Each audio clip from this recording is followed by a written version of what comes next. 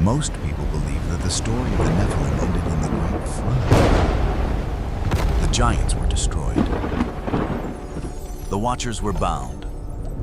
The old world sank beneath the water.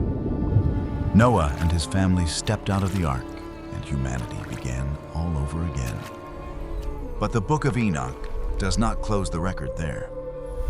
The final two parts of the Ethiopian text present a much more disturbing truth.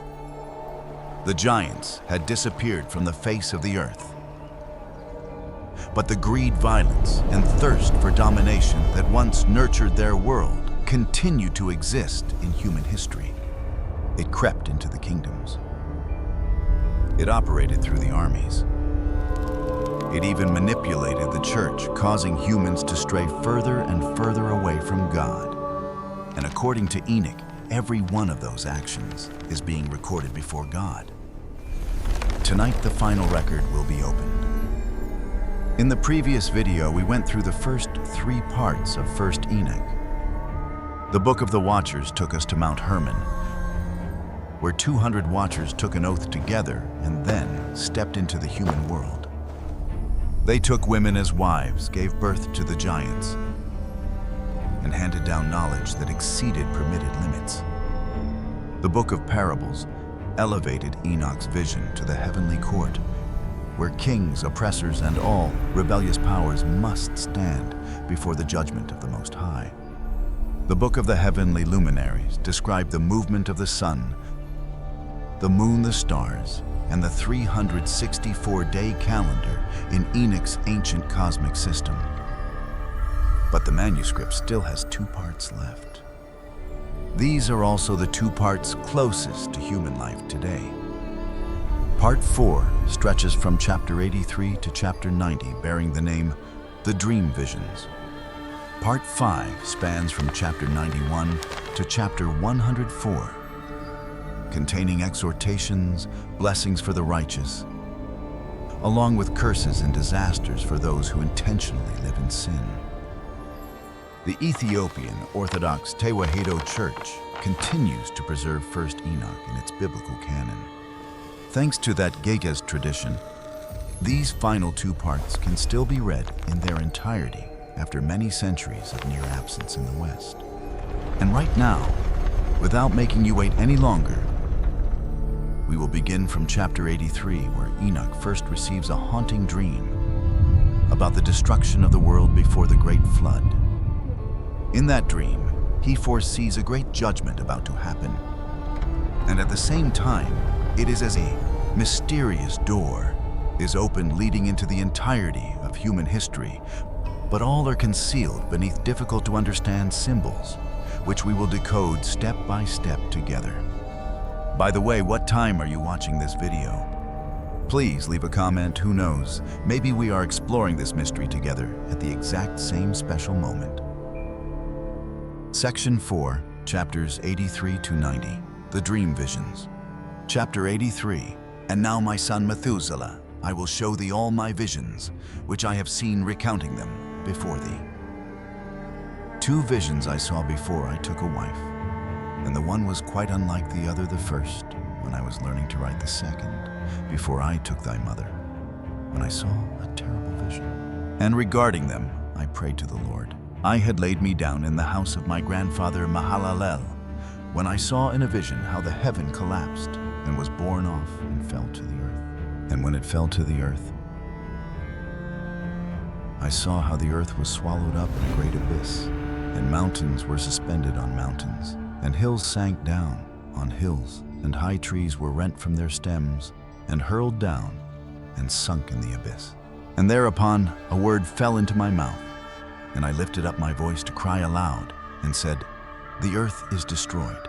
And my grandfather Mahalalel waked me as I lay near him, and said unto me, Why dost thou cry so, my son?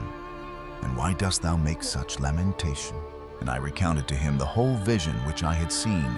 And he said unto me, A terrible thing hast thou seen, my son, and of grave moment is thy dream vision.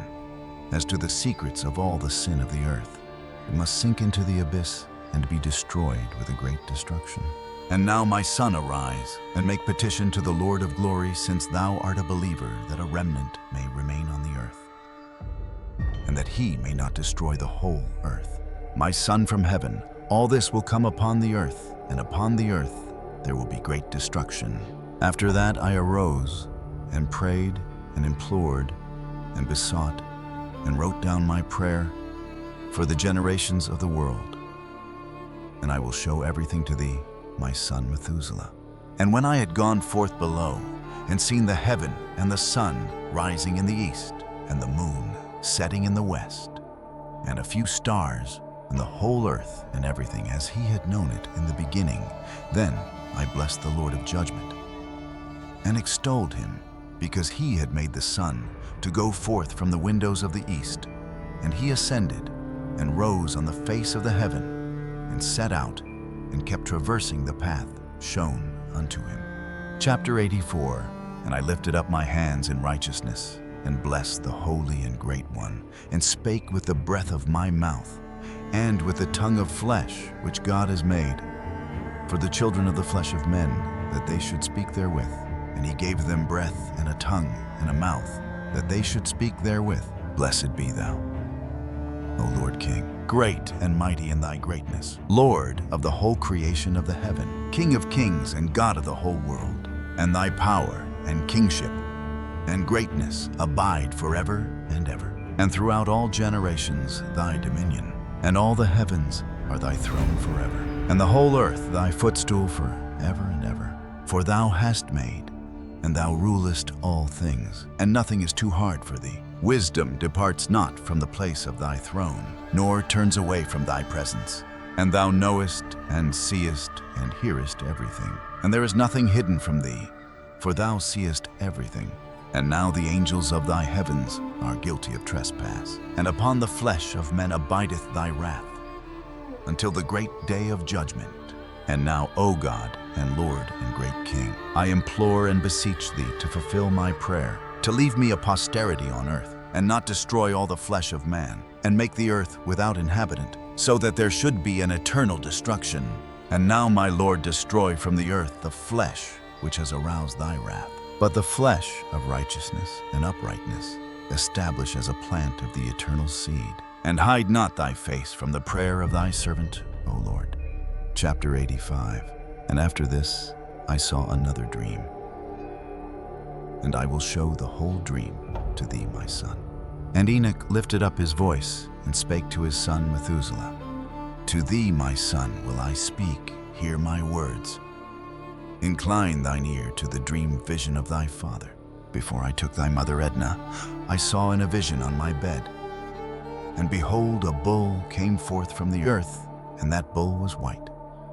And after it came forth a heifer, and along with this latter came forth two bulls, one of them black and the other red. And that black bull gored the red one, and pursued him over the earth. And thereupon I could no longer see that red bull, but that black bull grew, and that heifer went with him. And I saw that many oxen proceeded from him, which resembled and followed him. And that cow, that first one, went from the presence of that first bull in order to seek that red one, but found him not, and lamented with a great lamentation over him, and sought him. And I looked till that first bull came to her, and quieted her. And from that time onward, she cried no more. And after that, she bore another white bull. And after him, she bore many bulls and black cows. And I saw in my sleep that white bull likewise grow, and become a great white bull. And from him proceeded many white bulls, and they resembled him. And they began to beget many white bulls, which resembled them one following the other, even many. Chapter 86. And again I saw with mine eyes as I slept, and I saw the heaven above. And behold, a star fell from heaven, and it arose, and eat and pastured amongst those oxen. And after that I saw the large and the black oxen, and behold, they all changed their stalls and pastures and their cattle, and began to live with each other. And again I saw in the vision, and looked towards the heaven. And behold, I saw many stars descend and cast themselves down from heaven to that first star. and they became bulls amongst those cattle, and pastured with them amongst them. And I looked at them and saw, and behold, they all let out their privy members like horses, and began to cover the cows of the oxen. And they all became pregnant, and bare elephants, camels, and asses. And all the oxen feared them, and were affrighted at them, and began to bite with their teeth, and to devour, and to gore with their horns. And they began moreover to devour those oxen. And behold, all the children of the earth began to tremble and quake before them, and to flee from them. Chapter 87. And again I saw how they began to gore each other, and to devour each other. And the earth began to cry aloud. And I raised mine eyes again to heaven, and I saw in the vision, and behold, there came forth from heaven beings who were like white men. And 4 went forth from that place, and 3 with them. And those 3 that had last come forth grasped me by my hand, and took me up away from the generations of the earth, and raised me up to a lofty place, and showed me a tower raised high above the earth, and all the hills were lower. And one said unto me, Remain here till thou seest everything that befalls those elephants, camels, and asses, and the stars, and the oxen, and all of them. Chapter 88. And I saw one of those 4 who had come forth first, and he seized that first star which had fallen from the heaven, and bound it hand and foot, and cast it into an abyss. Now that abyss was narrow, and deep, and horrible, and dark. And one of them drew a sword, and gave it to those elephants, and camels, and asses. Then they began to smite each other. And the whole earth quaked because of them. And as I was beholding into the vision, lo, one of those 4 who had come forth stoned them from heaven, and gathered and took all the great stars whose privy members were like those of horses, and bound them all hand and foot, and cast them in an abyss of the earth. Chapter 89. And one of those 4 went to that white bull, and instructed him in a secret. Without his being terrified, he was born a bull, and became a man, and built for himself a great vessel, and dwelt thereon. And 3 bulls dwelt with him in that vessel, and they were covered in. And again I raised mine eyes towards heaven, and saw a lofty roof with 7 water torrents thereon, and those torrents flowed with much water into an enclosure.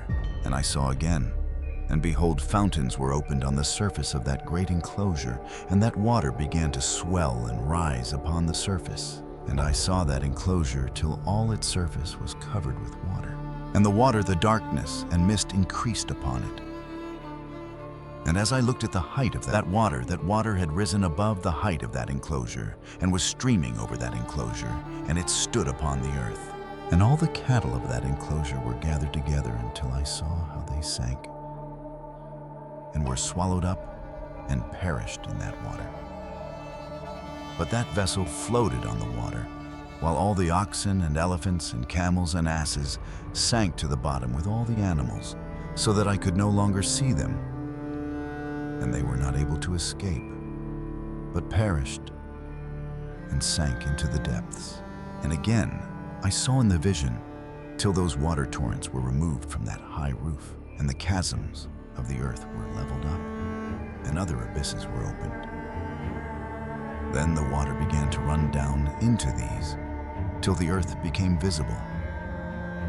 But that vessel settled on the earth, and the darkness retired, and light appeared.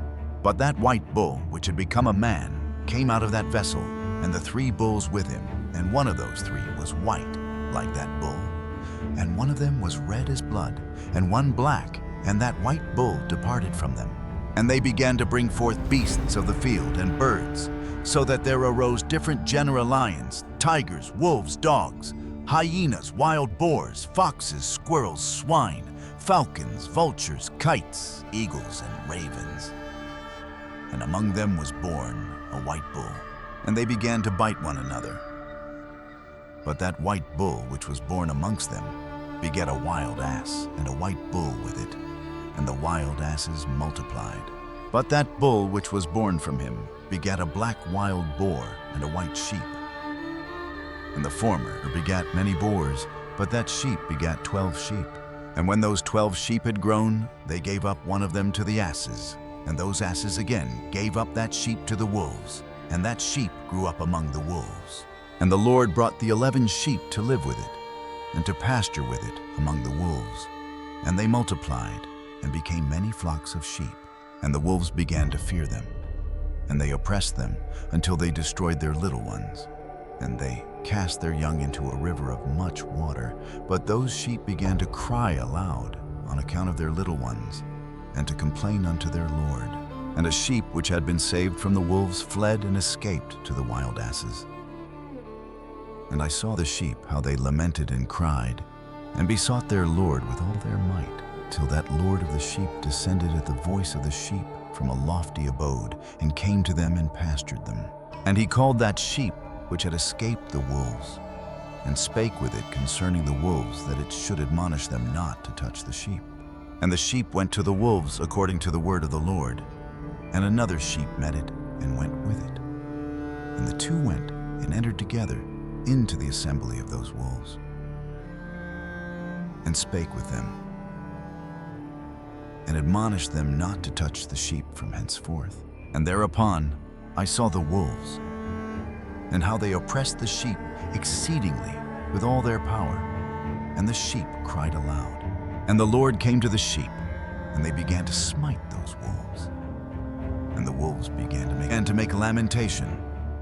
But the sheep became quiet, and forthwith ceased to cry out. And I saw the sheep till they departed from amongst the wolves. But the eyes of the wolves were blinded, and those wolves departed in pursuit of the sheep with all their power. And the Lord of the sheep went with them as their leader, and all his sheep followed him. And his face was dazzling and glorious and terrible to behold. But the wolves began to pursue those sheep till they reached a sea of water. And that sea was divided, and the water stood on this side and on that before their face. And their Lord led them, and placed himself between them and the wolves. And as those wolves did not yet see the sheep, they proceeded into the midst of that sea, and the wolves followed the sheep. And those wolves ran after them into that sea. And when they saw the Lord of the sheep, they turned to flee before his face. But that sea gathered itself together, and became as it had been created, and the water swelled and rose till it covered those wolves. And I saw till all the wolves who pursued those sheep perished and were drowned. But the sheep escaped from that water, and went forth into a wilderness, where there was no water and no grass. And they began to open their eyes and to see. And I saw the Lord of the sheep pasturing them, and giving them water and grass, and that sheep going and leading them. And that sheep ascended to the summit of that lofty rock, and the Lord of the sheep sent it to them. And after that, I saw the Lord of the sheep who stood before them, and his appearance was great and terrible and majestic. And all those sheep saw him, and were afraid before his face. And they all feared and trembled because of him. And they cried to that sheep with them, which was amongst them, We are not able to stand before our Lord, or to behold him. And that sheep which led them again ascended to the summit of that rock. But the sheep began to be blinded, and to wander from the way which he had showed them. But that sheep wot not thereof. And the Lord of the sheep was wrathful exceedingly against them. And that sheep discovered it, and went down from the summit of the rock, and came to the sheep, and found the greatest part of them blinded and fallen away. And when they saw it, they feared and trembled at its presence, and desired to return to their folds. And that sheep took other sheep with it, and came to those sheep which had fallen away, and began to slay them. And the sheep feared its presence. And thus that sheep brought back those sheep that had fallen away, and they returned to their folds. And I saw in this vision till that sheep became a man, and built a house for the Lord of the sheep, and placed all the sheep in that house. And I saw till this sheep, which had met that sheep, which led them, fell asleep. And I saw till all the great sheep perished, and little ones arose in their place. And they came to a pasture, and approached a stream of water. Then that sheep, their leader, which had become a man, withdrew from them and fell asleep, and all the sheep sought it and cried over it with a great crying. And I saw till they left off crying for that sheep, and crossed that stream of water, and there arose the 2 sheep as leaders in the place of those which had led them, and fallen asleep had fallen asleep and led them. And I saw till the sheep came to a goodly place, and a pleasant and glorious land. And I saw till those sheep were satisfied. And that house stood amongst them in the pleasant land. And sometimes their eyes were opened, and sometimes blinded, till another sheep arose and led them, and brought them all back, and their eyes were opened. And the dogs, and the foxes, and the wild boars began to devour those sheep, till the Lord of the sheep raised up another sheep, a ram from their midst, which led them. And that ram began to butt on either side those dogs, foxes, and wild boars, till he had destroyed them all. And that sheep whose eyes were opened saw that ram which was amongst the sheep, till it forsook its glory, and began to butt those sheep, and trampled upon them, and behaved itself unseemly. And the Lord of the sheep sent the lamb to another lamb, and raised it to being a ram and leader of the sheep, instead of that ram which had forsaken its glory. And it went to it, and spake to it alone, and raised it to being a ram, and made it the prince and leader of the sheep. But during all these things, those dogs oppressed the sheep. And the first ram pursued that second ram, and that second ram arose and fled before it. And I saw till those dogs pulled down the first ram. And that second ram arose and led the little sheep. And those sheep grew and multiplied. But all the dogs and foxes and wild boars feared and fled before it. And that ram butted and killed the wild beasts. And those wild beasts had no longer any power among the sheep, and robbed them no more of aught. And that ram begat many sheep, and fell asleep. And a little sheep became ram in its stead, and became prince and leader of those sheep. And that house became great and broad, and it was built for those sheep. And a tower lofty and great was built on the house for the Lord of the sheep. And that house was low, but the tower was elevated and lofty. And the Lord of the sheep stood on that tower, and they offered a full table before him. And again I saw those sheep that they again erred, and went many ways, and forsook that their house. And the Lord of the sheep called some from amongst the sheep, and sent them to the sheep. But the sheep began to slay them. And one of them was saved, and was not slain. And it sped away, and cried aloud over the sheep. And they sought to slay it. But the Lord of the sheep saved it from the sheep, and brought it up to me, and caused it to dwell there. And many other sheep he sent to those sheep, to testify unto them, and lament over them. And after that I saw that when they forsook the house of the Lord, and his tower, they fell away entirely, and their eyes were blinded.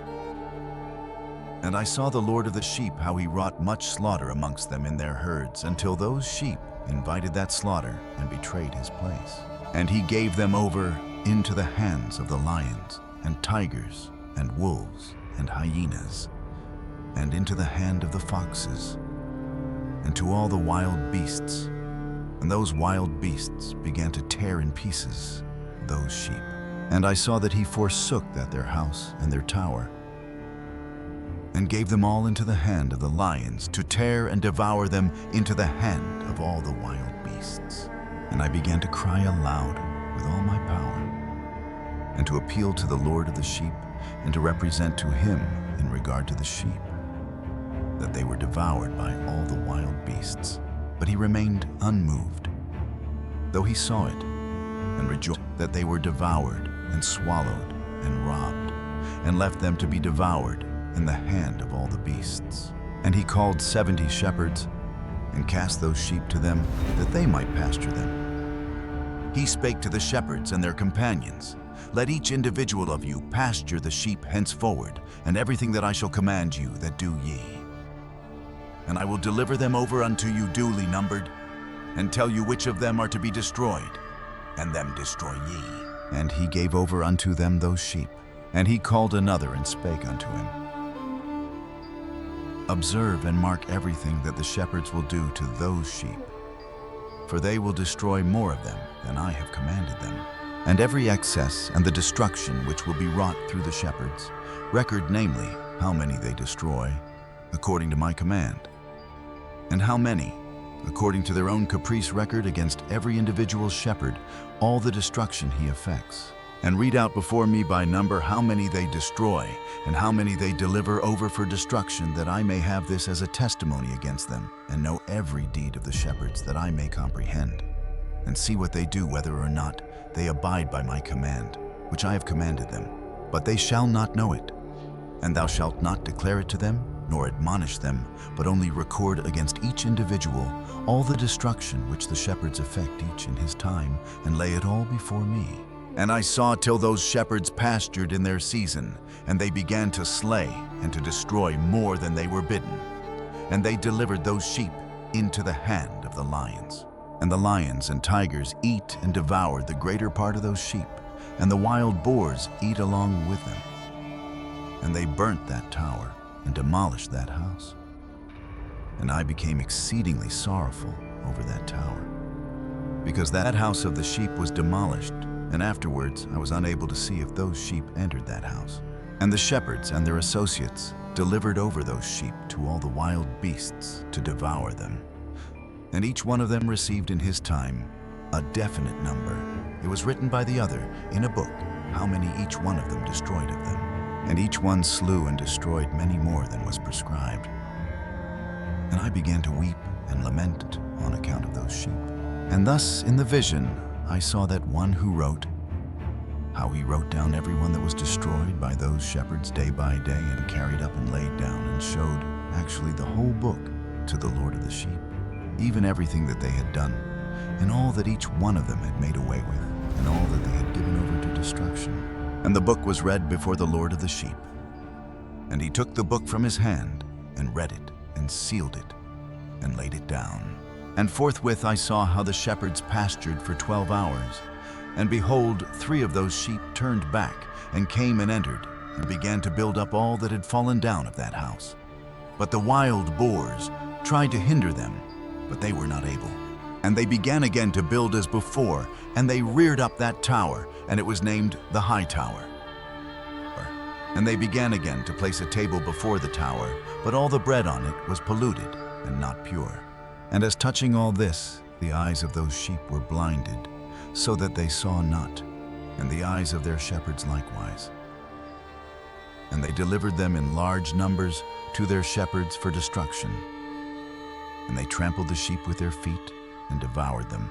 And the Lord of the sheep remained unmoved, till all the sheep were dispersed over the field, and mingled with them the beasts, and they, the shepherds, did not save them out of the hand of the beasts. And this one who wrote the book carried it up, and showed it, and read it before the Lord of the sheep, and implored him on their account, and besought him on their account, as he showed him all the doings of the shepherds, and gave testimony before him against all the shepherds. And he took the actual book, and laid it down beside him, and departed. Chapter 90. And I saw till that in this manner 35 shepherds undertook the pasturing of the sheep, and they severally completed their periods, as did the first. And others received them into their hands, to pasture them for their period, each shepherd in his own period. And after that I saw in my vision all the birds of heaven coming, the eagles, the vultures, the kites, the ravens. But the eagles led all the birds, and they began to devour those sheep, and to pick out their eyes, and to devour their flesh. And the sheep cried out because their flesh was being devoured by the birds. And as for me, I looked and lamented in my sleep over that shepherd who pastured the sheep. And I saw until those sheep were devoured by the dogs and eagles and kites, and they left neither flesh nor skin nor sinew remaining on them, till only their bones stood there, and their bones too fell to the earth, and the sheep became few. And I saw until that 23 had undertaken the pasturing, and completed in their several periods 58 times. But behold, lambs were born by those white sheep, and they began to open their eyes, and to see, and to cry to the sheep. Yea, they cried to them, but they did not hearken to what they said to them, but were exceedingly deaf. And their eyes were very exceedingly blinded. And I saw in the vision how the ravens flew upon those lambs, and took one of those lambs, and dashed the sheep in pieces, and devoured them. And I saw till horns grew upon those lambs, and the ravens cast down their horns. And I saw till there sprouted a great horn of one of those sheep, and their eyes were opened. And it looked at them, and their eyes opened. And it cried to the sheep, and the rams saw it, and all ran to it. And notwithstanding all this, those eagles and vultures and ravens and kites still kept tearing the sheep and swooping down upon them and devouring them. Still the sheep remained silent, but the rams lamented and cried out. And those ravens fought and battled with it and sought to lay low its horn, but they had no power over it. All the eagles and vultures and ravens and kites were gathered together, and there came with them all the sheep of the field, yea, they all came together and helped each other to break that horn of the ram. And I saw, till a great sword was given to the sheep, and the sheep proceeded against all the beasts of the field to slay them, and all the beasts and the birds of the heaven fled before their face. And I saw that man who wrote the book according to the command of the Lord, till he opened that book concerning the destruction which those 12 last shepherds had wrought, and showed that they had destroyed much more than their predecessors before the Lord of the sheep. And I saw till the Lord of the sheep came unto them, and took in his hand the staff of his wrath, and smote the earth. And the earth clave asunder, and all the beasts and all the birds of the heaven fell from among those sheep, and were swallowed up in the earth, and it covered them. And I saw till a throne was erected in the pleasant land, and the Lord of the sheep sat himself thereon. And the other took the sealed books, and opened those books before the Lord of the sheep. And the Lord called those men the 7 first white ones, and commanded that they should bring before him, beginning with the first star which led the way, all the stars whose privy members were like those of horses. And they brought them all before him. And he said to that man who wrote before him, being one of those 7 white ones, and said unto him, Take those 70 shepherds to whom I delivered the sheep, and who taking them on their own authority slew more than I commanded them. And behold, they were all bound, I saw, and they all stood before him. And the judgment was held first over the stars, and they were judged and found guilty, and went to the place of condemnation. And they were cast into an abyss full of fire and flaming, and full of pillars of fire. And those 70 shepherds were judged and found guilty, and they were cast into that fiery abyss. And I saw at that time how a like abyss was opened in the midst of the earth full of fire. And they brought those blinded sheep, and they were all judged and found guilty, and cast into this fiery abyss, and they burned. Now this abyss was to the right of that house. And I saw those sheep burning and their bones burning. And I stood up to see till they folded up that old house, and carried off all the pillars and all the beams and ornaments of the house, were at the same time folded up with it, and they carried it off, and laid it in a place in the south of the land. And I saw till the Lord of the sheep brought a new house greater and loftier than that first, and set it up in the place of the first, which had been folded up. All its pillars were new, and its ornaments were new and larger than those of the first, the old one, which he had taken away. And all the sheep were within it.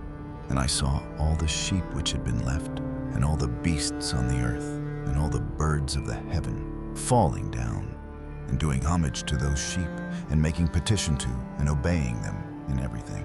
And thereafter those 3 who were clothed in white, and had seized me by my hand, who had taken me up before.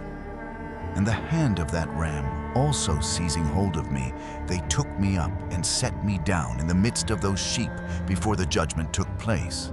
And those sheep were all white, and their wool was abundant and clean. And all that had been destroyed and dispersed, and all the beasts of the field, and all the birds of the heaven assembled in that house.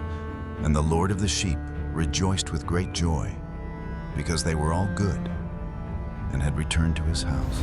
And I saw till they laid down that sword, which had been given to the sheep, and they brought it back into the house. and it was sealed before the presence of the Lord, and all the sheep were invited into that house. But it held them not. And the eyes of them all were opened, and they saw the good, and there was not one among them that did not see. And I saw that that house was large and broad, and very full. And I saw that a white bull was born with large horns, and all the beasts of the field and all the birds of the air feared him, and made petition to him all the time. And I saw till all their generations were transformed, and they all became white bulls. And the first among them became a lamb, and that lamb became a great animal, and had great black horns on its head. And the Lord of the sheep rejoiced over it, and over all the oxen. And I slept in their midst, and I awoke and saw everything. This is the vision which I saw while I slept. And I awoke and blessed the Lord of righteousness, and gave him glory. Then I wept with a great weeping, and my tears stayed not, till I could no longer endure it, when I saw they flowed on account of what I had seen. For everything shall come and be fulfilled, and all the deeds of men in their order were shown to me. On that night I remembered the first dream, and because of it I wept and was troubled, because I had seen that vision. The final words of chapter 90 have closed the dream, but the symbols inside it have not yet been explained. Why does Adam appear as a white bull? Why do the Watchers become fallen stars? Who are the 70 shepherds? And does the figure bearing the great horn at the end of the vision represent a person in history or a one who still belongs to the future? Now, we will reopen the record no longer to listen, but to decode. The first mystery, Qumran, has proven that giants are real. If the Nephilim were only a myth created in the Middle Ages, why did many Aramaic manuscripts about them appear in the Qumran caves dating from the Second Temple period? This is a historical truth that challenges all prejudices. In the year 1947, Bedouin nomads accidentally opened the first chapter of the greatest declassification of the century. Near the Qumran area, they found the first leather scrolls. The large-scale hunt continued all the way to the year 1956, bringing about the appearance of about 950 ancient document scrolls from 11 limestone caves. Among them were many manuscripts of First Enoch and a separately related work that researchers call the Book of Giants. Currently, the Israel Antiquities Authority officially classifies the fragments bearing the codes 4Q234Q 534Q 531, 4Q 532, and 4Q 206 as Aramaic manuscripts of the Book of Giants. The existence of multiple copies shows the tradition about the Watchers and the giant Nephilim generation was read, copied, and passed down from a very long time before the surviving Middle Ages Ethiopian Ge'ez versions were copied. To fully comprehend the overwhelming weight of this discovery, we need to return to the very place where the manuscripts were found. Qumran is located on an arid, cracked strip of land in the northwest of the Dead Sea. The steep cliffs enclose a fiery basin completely devoid of the life of vegetation. It is that very harsh, bone-dry climate that became the perfect preservation cocoon, helping pieces of leather papyrus and layers of ancient ink survive completely intact through nearly 2 millennia. The first manuscripts were found inside pottery jars in the first cave. Following that, archaeological teams and the Bedouins turned over every nook and cranny of the area. As of 1956, 11 caves had surrendered tens of thousands of fragments representing about 950 different text scrolls. Especially the fourth cave alone holds the remains of about 500 manuscripts, although the majority had crumbled into fragments of extremely small sizes. This is a point that needs to be observed very carefully. The archaeologists did not step into a room containing 950 intact books. They found a shattered library. A line of text could lie on a piece of leather only larger than a fingernail. A part of a sentence appeared on another piece. The edges of 2 fragments could belong to the same scroll, but had been separated over centuries. The restoration work therefore requires experts to compare the color of the leather, the handwriting, the spacing between lines, the sentence structure, and the remaining content. Amidst that fragmented library, the name Enoch continuously appeared. The official database of the Leon Levy Dead Sea Scrolls Digital Library currently preserves many Aramaic manuscripts of 1st Enoch from Cave 4, including 4Q201, 4Q202, 4Q204, 4Q205, and 4Q212. They were written on leather in square Aramaic script belonging to the Hasmonean or Herodian periods during the Second Temple era. Professor George W. E. Nicholsburg, one of the crucial experts on Enochic literature, states that the fourth cave surrendered fragments from 11 Aramaic manuscripts of various parts of 1st Enoch. Right at that location, the arid land also preserved the remains of about 9 Aramaic manuscripts belonging to the Book of Giants. This work maintains an intimate connecting thread with the Enochic tradition, even though it operates as an independent record outside the structure of 1st Enoch in the Ge'ez language. The volume of these copies carries an overwhelming weight. The existence of a single manuscript might only reflect the personal preference of an archivist. Conversely, a series of copies proves that this story circulated through the hands of many scribes, consumed dozens of leather scrolls, and permeated into the minds of countless generations of readers. The temple guardians of the Qumran library dedicated expensive materials, precious time, and masterful crafting skills to the Enochic texts.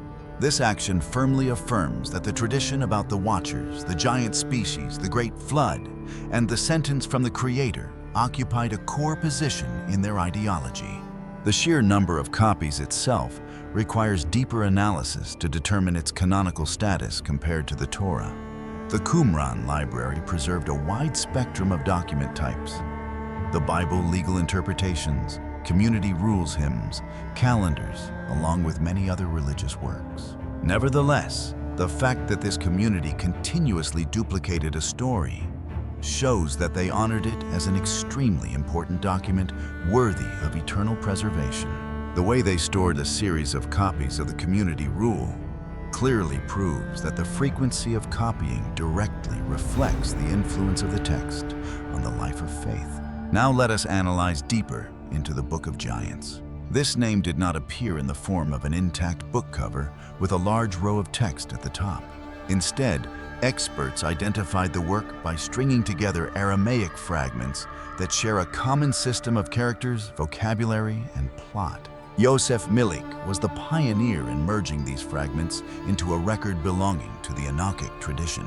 Following him, expert Lauren Stuckenbrook conducted a comprehensive research campaign dissecting the structure, order, and content of every Qumran puzzle piece. Stuckenbrook's data reconstructed the Book of Giants into an independent Jewish document belonging to the Second Temple period. This identifying turning point carries a decisive nature. Previously, the majority of information about this work only appeared through late Manichaean manuscripts in the Central Asia region. The Aramaic fragments at Qumran immediately pulled the origin of the story back to the ancient Jewish environment, pushing the timeline back by many centuries. The records of the Israel Antiquities Authority stamp the confirmation that fragments 4, Q534, Q531, and 4 Q532 are Enoch Book of Giants. These artifacts originate from the fourth cave inscribed in Aramaic on a leather background and belonging to the Hasmonean period, including 4 Q534, Q531, and 4 Q532. 4 Q203 belongs to the Herodian period, and 4 Q206 also contains sections classified within the Enoch and Book of Giants group. Those codes might sound very dry at first, but each part carries a specific meaning. The letter Q indicates the location, Qumran. The number standing before it identifies the cave. 4 Q530, therefore, means manuscript number 530 from the fourth cave at Qumran. When many different codes are collectively classified under the name Book of Giants, we are looking at the remains of multiple copies instead of random pieces belonging to a single scroll. The Aramaic language is also a crucial piece of evidence. This is one of the core languages of communication of the Jewish people during the Second Temple period.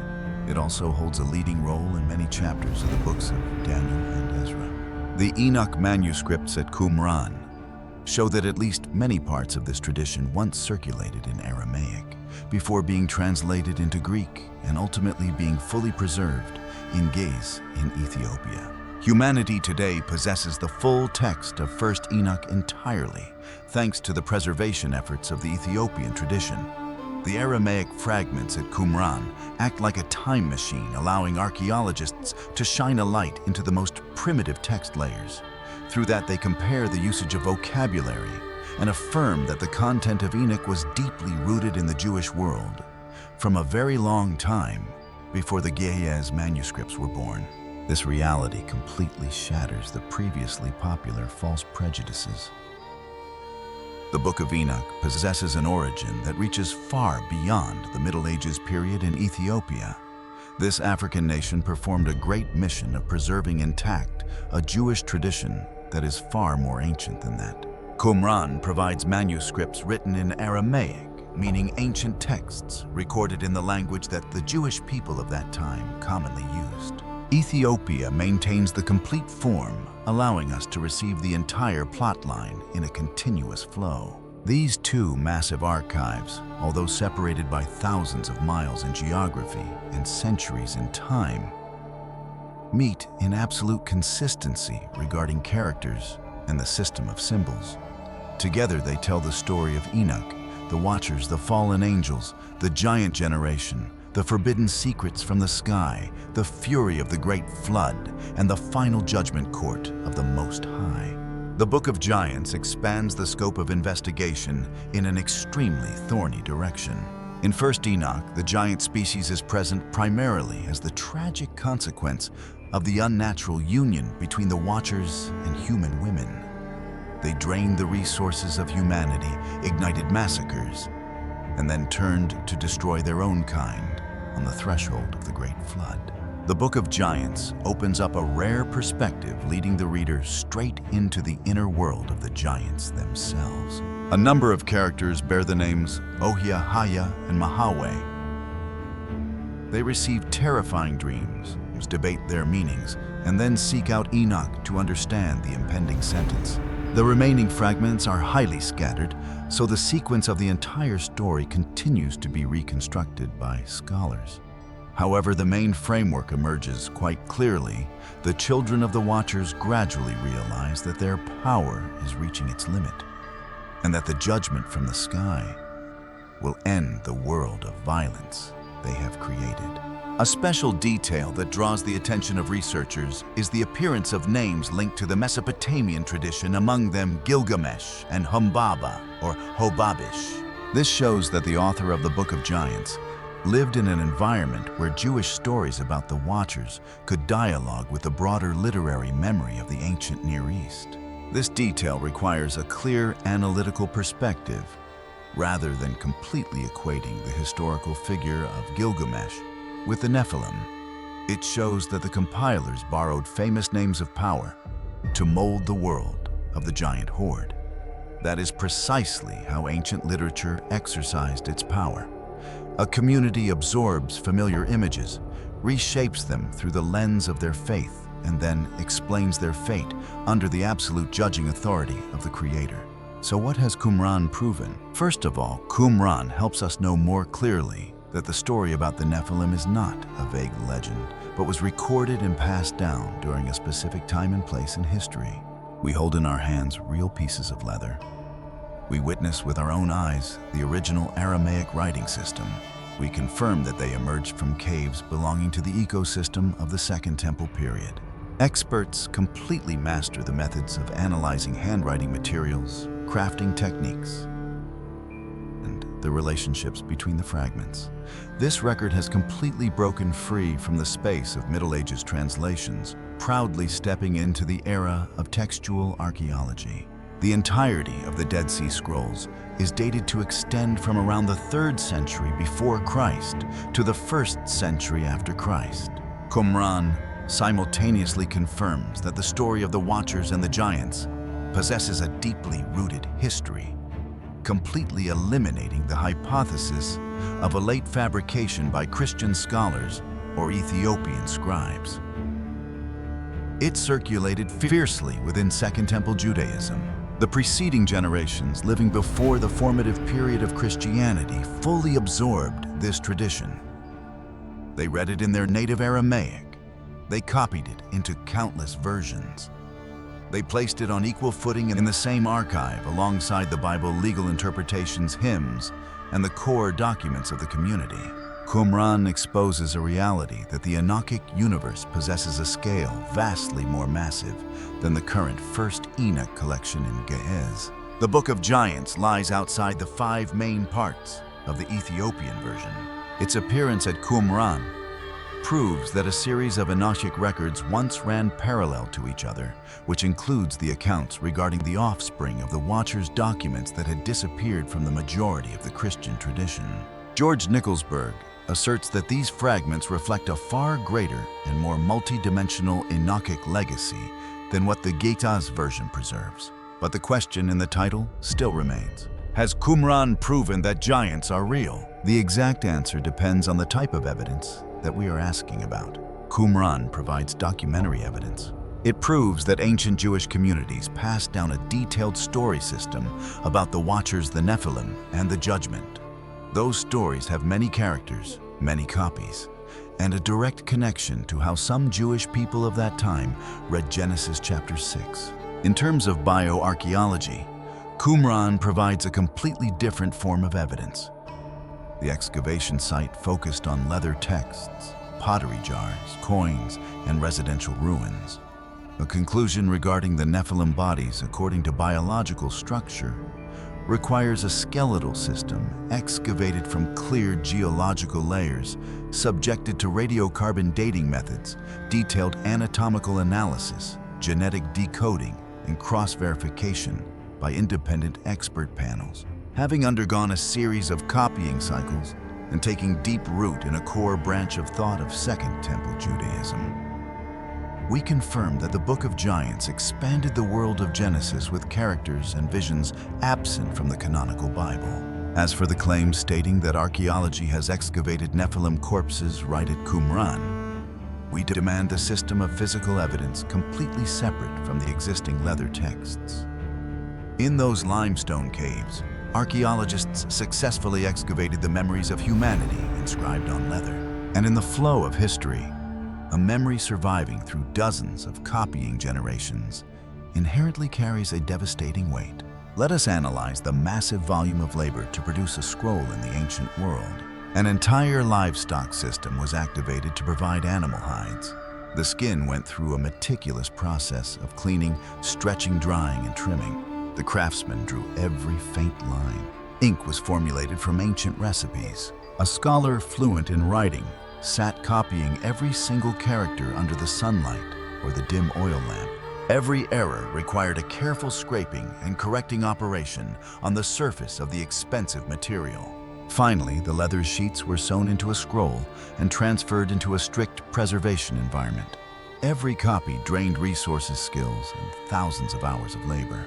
When a community repeated that expensive process countless times for the Enochic works, they were using action to declare this a truth worthy of being passed down eternally.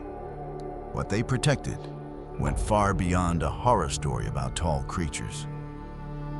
It is a sharp analysis of the origins of evil and violence. The Watchers abandoned their assigned positions to break the boundaries of the universe. Their descendant generation possessed destructive power, but entirely lacked righteousness. The whole world suffered catastrophic consequences when power lust and forbidden knowledge detached from obedience to God. Ultimately, even the most brutal creatures must be absolutely terrified when facing the sentence from the Supreme Court. Professor Albert Hogeterp asserts that the Book of Giants adds a massive layer of information to the Great Flood context in Enochic literature. This work shines a direct light onto the issues of responsibility, brutal warfare, oppression, and the end of a world built on the foundation of violence. This lens accurately explains the reason the Qumran community honored this text. The figure of the giant is the most extreme embodiment of the kind of power that shatters all moral limits. And true faith, a complete trust in God, will help us see clearly both the evidence and their limits. And now, amidst tens of thousands of leather fragments, researchers found multiple copies telling of the same pre-flood world. A world where angels stepped out of their positions. A world where giants sowed violence across the face of the earth. A world where Enoch became the one assigned the task of declaring that all power has limits before the Most High. But the Qumran fragments also preserved a more terrifying detail. The giants seemingly knew that their end day was coming. Oyahahya and Mahaweh began receiving dreams that even their extraordinary strength could not yet explain. They saw images foretelling destruction. They sought out Enoch, and for the first time, the creatures that once made all of humanity tremble became the ones who were trembling. That is the next record, the final dream of the giants. The second mystery. Why did the giants dream of their own day of destruction? Have you ever dreamed dreams that still haunted you upon waking, as if they were not merely fleeting images in your head, but something that had actually happened? Have you ever encountered those exact scenes again, repeated over and over, exactly as if the dream was trying to tell you something that you could not fully understand? And if a dream can haunt a human like that, then what would happen when the giant creatures themselves also began to dream? The leather fragments at Qumran have just confirmed that the Nephilim tradition existed in the ancient Jewish world. But the most terrifying discovery does not lie in the fact that they existed, but in the fact that they were also governed by the same spiritual law as humans, where a dream is not merely an image in the head, but a warning bearing a judgmental nature. The Book of Giants, therefore, does not stop at telling about the birth strength or brutal actions of the Nephilim. It pushes the story one step further, taking us straight into their minds during the final days before the Great Flood. And when the visions began to creep into their minds, a strange reversal occurred. The ones who used to be the hunters suddenly became the hunted. The creatures that once made the whole earth tremble now woke up with a start in panic. They saw not an enemy, but their own downfall approaching. There was no army pursuing them, only the future itself, unfolding like an irreversible sentence. The Book of Giants tells that the giants began to receive dreams foretelling a judgment. The terrifying point lies in the fact that the creatures that once made all of humanity tremble were now thrown into panic by their own dreams. They possessed sizes and strengths exceeding humans. Their fathers once belonged to the heavenly realm, but they still could not escape the sentence of God. Mahaweh could undertake a special journey to find Enoch, but the fragments do not yet support the definitive interpretation that he made a cosmic journey. Images of flying or moving like an eagle only appear scattered across the remaining text fragments, so there are many different interpretations. A more reasonable interpretation is Mahaweh was sent to find Enoch, the only person who could explain the dream about the judgment. To clearly understand what truly took place, we must return to the manuscript fragment coded 4Q530. The Israel Antiquities Authority identifies 4Q530 as an Aramaic manuscript of the Book of Giants, originating from the fourth cave at Qumran. The text was written in square script on leather and belongs to the Hasmonean period. The surface of the scroll has now broken into many pieces, causing a series of words, along with complete sentences, to disappear from the record. That very condition demands caution. We do not yet possess an intact Book of Giants with a seamless beginning, climax, and ending. The entire plot is being reconstructed from Aramaic fragments belonging to multiple caves, combined with later Manichaean versions and some later Jewish traditions. Each source preserves a part of the memory. The Qumran fragments hold the oldest layer of evidence. The versions passed down later help fill in some gaps. Researchers must clearly distinguish the words still existing on the leather from the details reconstructed by cross-referencing. And right on 4Q530, an opening sentence can still be read, carrying a weight hard to ignore. Two of them dreamed. When they fell asleep, strange images began to appear in their minds. One person stepped into the gathering of the Nephilim and recounted what he had just seen in the night. The following section mentions gardeners watered tree roots, large shoots springing up, and then water, along with tongues of fire flooding into the garden. Many words in the manuscript have been lost, so we cannot read the entire story. However, when putting the remaining parts together, we can still see a fairly clear picture. It is a carefully tended garden. From the roots, life begins to grow. Then, unusually large tree shoots appear. After that, the entire garden is swept into destruction by water and fire. To modern readers, this might just be a difficult to understand, disjointed dream. But to the giants living before the Great Flood, these images struck straight at their very origin and destiny. Researcher Andrei Orlov synthesized and cross-referenced the interpretations of Joseph Milik Loren Stockenbrook and John Reeves based on the Aramaic text fragments from Qumran, along with related Enochic traditions. Orlov does not provide a single reading, but clarifies the differences between modern academic approaches in reconstructing the image of the garden in the dream. In Joseph Milik's reading, the gardeners are understood as heavenly beings, meaning the watchers before their fall. The ones initially assigned the role of overseeing the created order. This interpretation emphasizes their original context in the heavenly system before the rebellious act occurred. Loren Stockenbrook, on the other hand, follows a more detailed symbolic direction.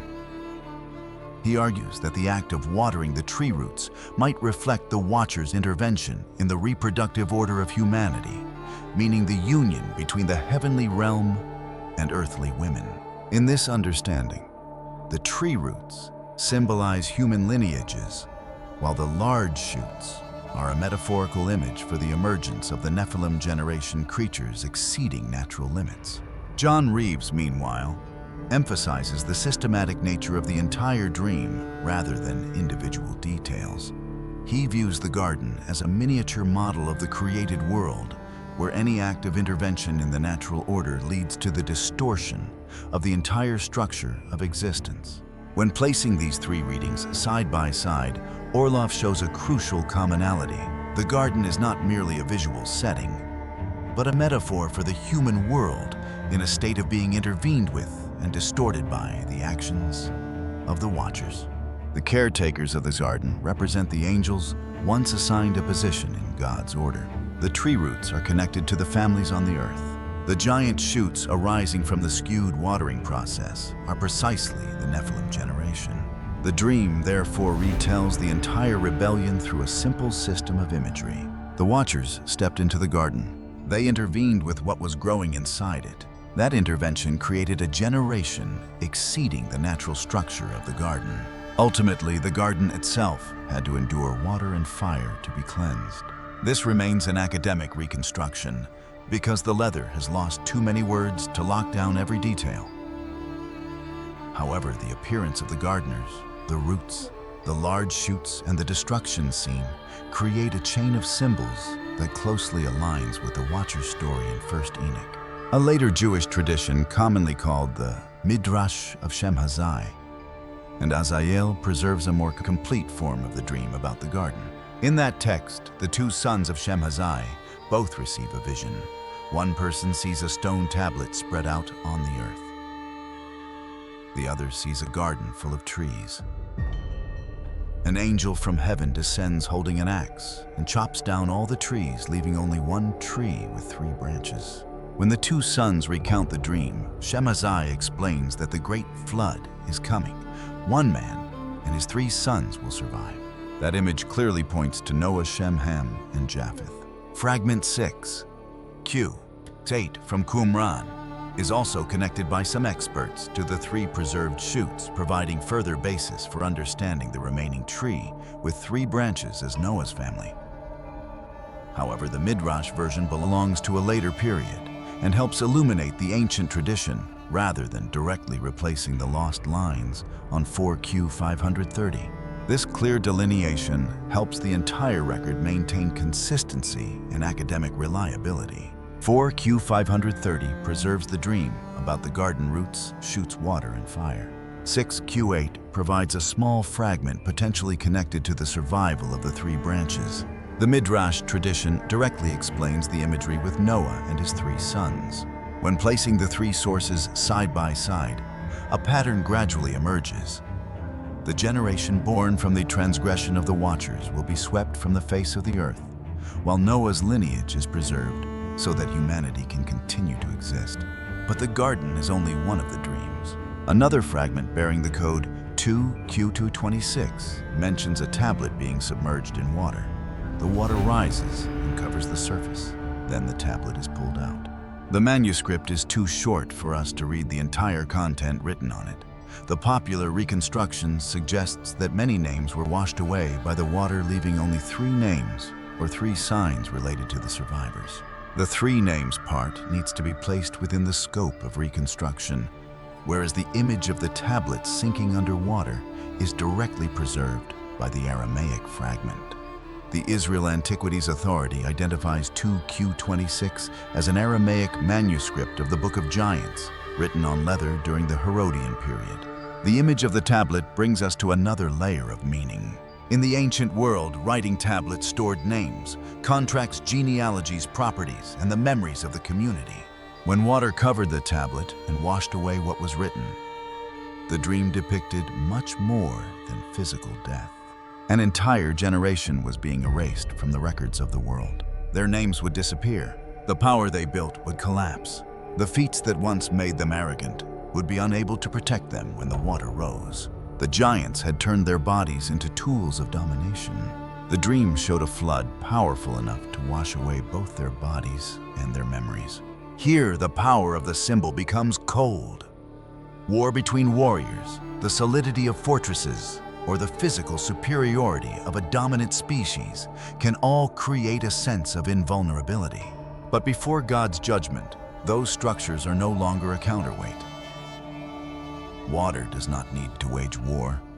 It simply rises according to an irresistible order. At that time, every material advantage that once secured power is completely obliterated. After the dream about the garden, 4Q530 preserves another scene. Oya stood up among the giants and recounted that he too had received a vision in the night. He saw the ruler of heaven descending to the earth. The rest is fragmented, but the reaction of the listeners remains clear enough. The giants and the monsters immediately fell into a state of panic. They called Mahaweh over and ordered him to find Enoch, the renowned scribe, to explain the meanings of the dreams and determine their remaining time. That question exposes their true nature. They did not seek to repair the devastation caused to the earth. What they cared about was their own limit of survival. They did not begin with sorrow for the lives that had been destroyed, but with fear regarding their impending fate. This difference is decisive. Fear might make a violent person seek answers, but only repentance leads them to acknowledge their sins, abandon their old ways, and turn towards what has been harmed. The Book of Giants fragments show panic debates and the effort to find Enoch. The remaining text does not preserve an act of restitution, a decision to end the violence, or a profound change in their way of life. But did the act of seeking a decoding by the Nephilim horde stem from a thirst to cleanse their souls? Or in reality, were they merely struggling frantically to find a way out of the catastrophe? Extreme panic in the face of death always fails to reconstruct a moral foundation. A cruel person is completely capable of being terrified by a death sentence. But deep within their mind, they remain infatuated with the blood-soaked power they hold. The perpetrator always wants the punishment to disappear, while the sinful ego remains intact. This psychological principle perfectly explains why the Supreme Court forced the giant horde to receive the dreams before the Great Purge actually descended. In the ancient Jewish visionary tradition, a dream carries the mission of declaring a verdict that has been sealed in heaven. It pulls a cruel future to appear right before the eyes of the sinner, affirming an ironclad truth. The entire flow of history is racing rapidly toward the finish line under the absolute coordination of God. For the Nephilim generation, these visions struck down three psychologically destructive blows of punishment. The first blow. The dream shattered the tyrant's illusion of immortality. From the moment of birth, the giant species ruled a world entirely devoid of opposing forces. Thanks to their great biological advantage, they freely seized, devastated, and established an empire of absolute violence. A series of consecutive victories made them blindly believe in their invincible status. The dream was precisely the sharp slash that severed that arrogance. The second blow. The vision forced the giant horde to face the cruel reality directly. The sentence now materialized, clearly escaping the silence of heaven. The creatures that sowed terror were forced to taste the feeling of dread as they witnessed with their own eyes the earth preparing to enter a great purge. From that moment on, all efforts of self-deception were completely shattered. The third blow. The dream exposed the exceedingly selfish nature of the Nephilim Empire. The first reaction to death always exposes what a creature worships the most. The greatest moral difference of the entire historical record lies right at this point. Enoch witnessed the great flood and immediately offered a plea for God to show mercy to preserve a seed of life for humanity. Conversely, the giants witnessed the exact same catastrophe, and their minds only circled around preserving their own lives. One side poured out its heart for the lives of its fellow beings. The other was immersed in boundless selfishness. This contrast leads us to a great paradox. Why did the most powerful creatures have to kneel before Enoch? The Nephilim generation possessed a physique far exceeding all biological limits. They carried within them the stellar bloodline of the Watchers born from a pack that brought a lethal knowledge down to the material world. In complete contrast, Enoch bore the status of an ordinary human belonging to Adam's lineage. He possessed a small stature and entirely lacked all tools of violence. However, in the cosmology of the Enochic documents, supreme authority is completely immune to muscle bloodline or the ability to sow fear. The great authority of the patriarch originated directly from his walking with the Creator. The Book of the Watchers established this premise previously. After receiving their death sentence, the Watchers themselves humbled themselves to seek out Enoch, begging him to act as an intermediary to submit their petition to the Supreme Court. The Book of Giants continues to operate this fierce power reversal mechanism. The Nephilim horde was forced to repeat the tragedy of their fathers. They held absolute muscular strength. Enoch held the privilege of conversing with God. When the countdown clock of Judgment Day ticked its final beats, the spiritual authority of a righteous life instantly crushed all physical advantages. Scholar Florentino Garcia Martinez successfully reconstructed the structure of this great negotiation, including 2 tense rounds of dialogue between the demon god Mahaweh and the patriarch Enoch. The giant horde authorized Mahaweh to present the dream to Enoch, begging for a decoding only to receive back a fiery sentence.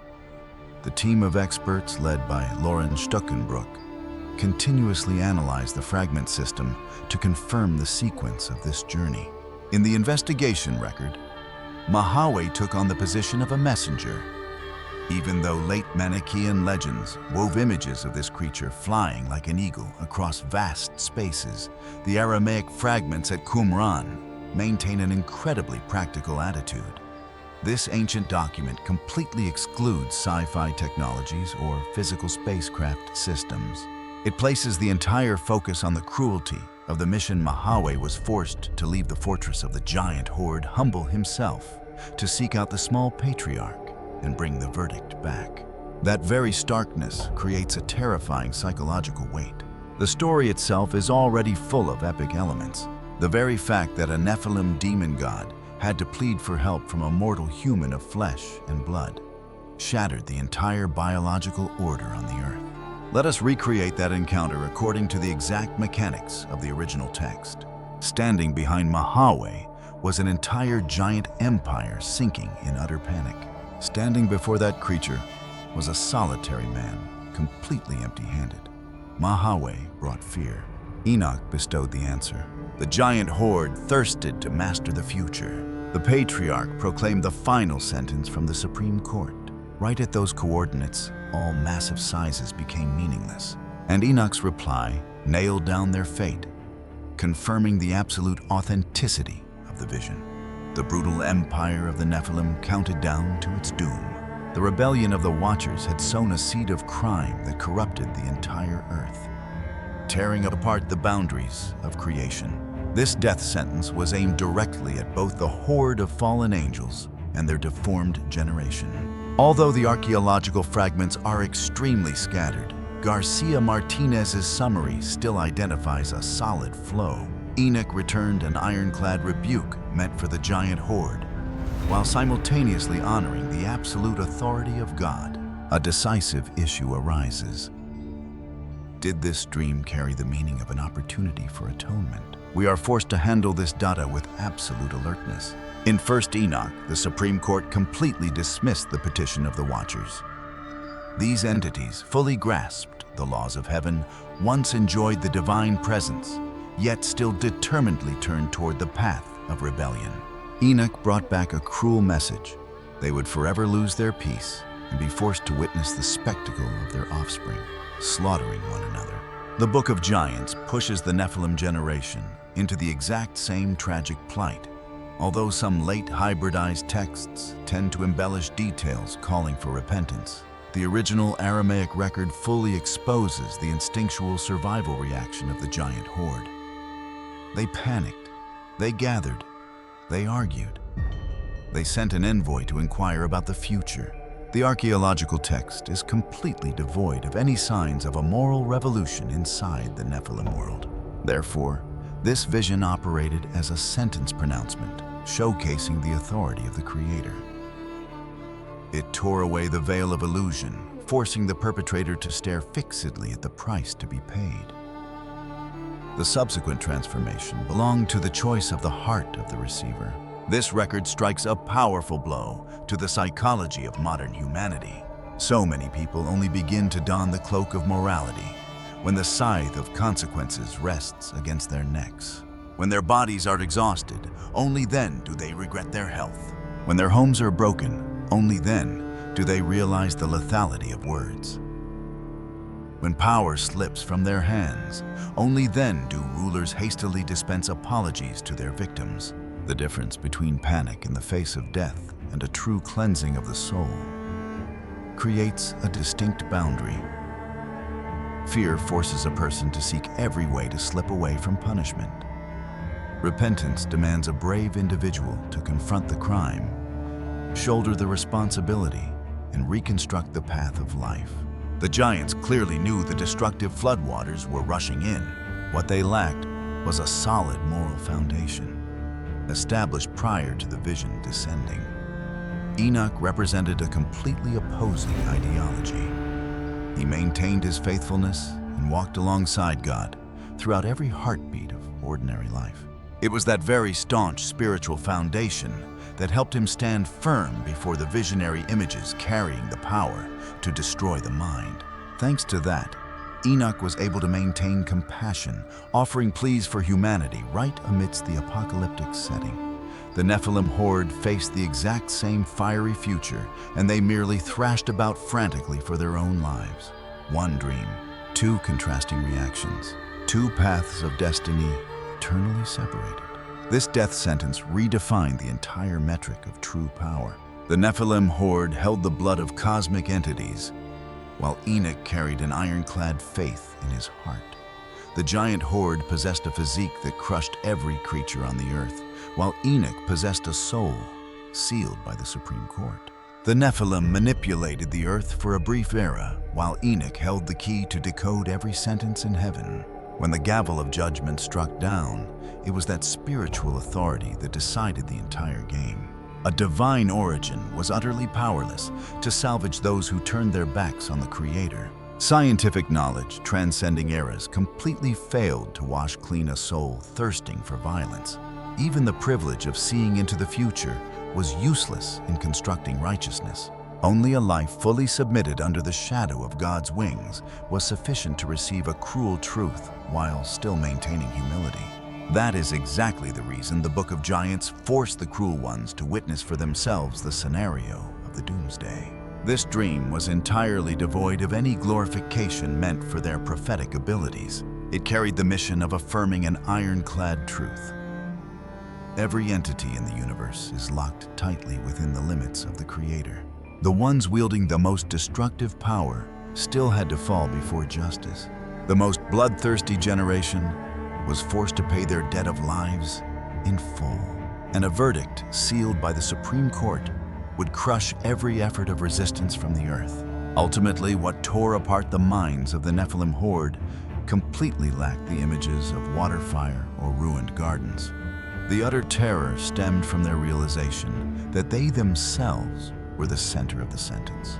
The giant tree shoots being chopped down represented their generation. The tablets swallowed by the ferocious floodwaters bore their names.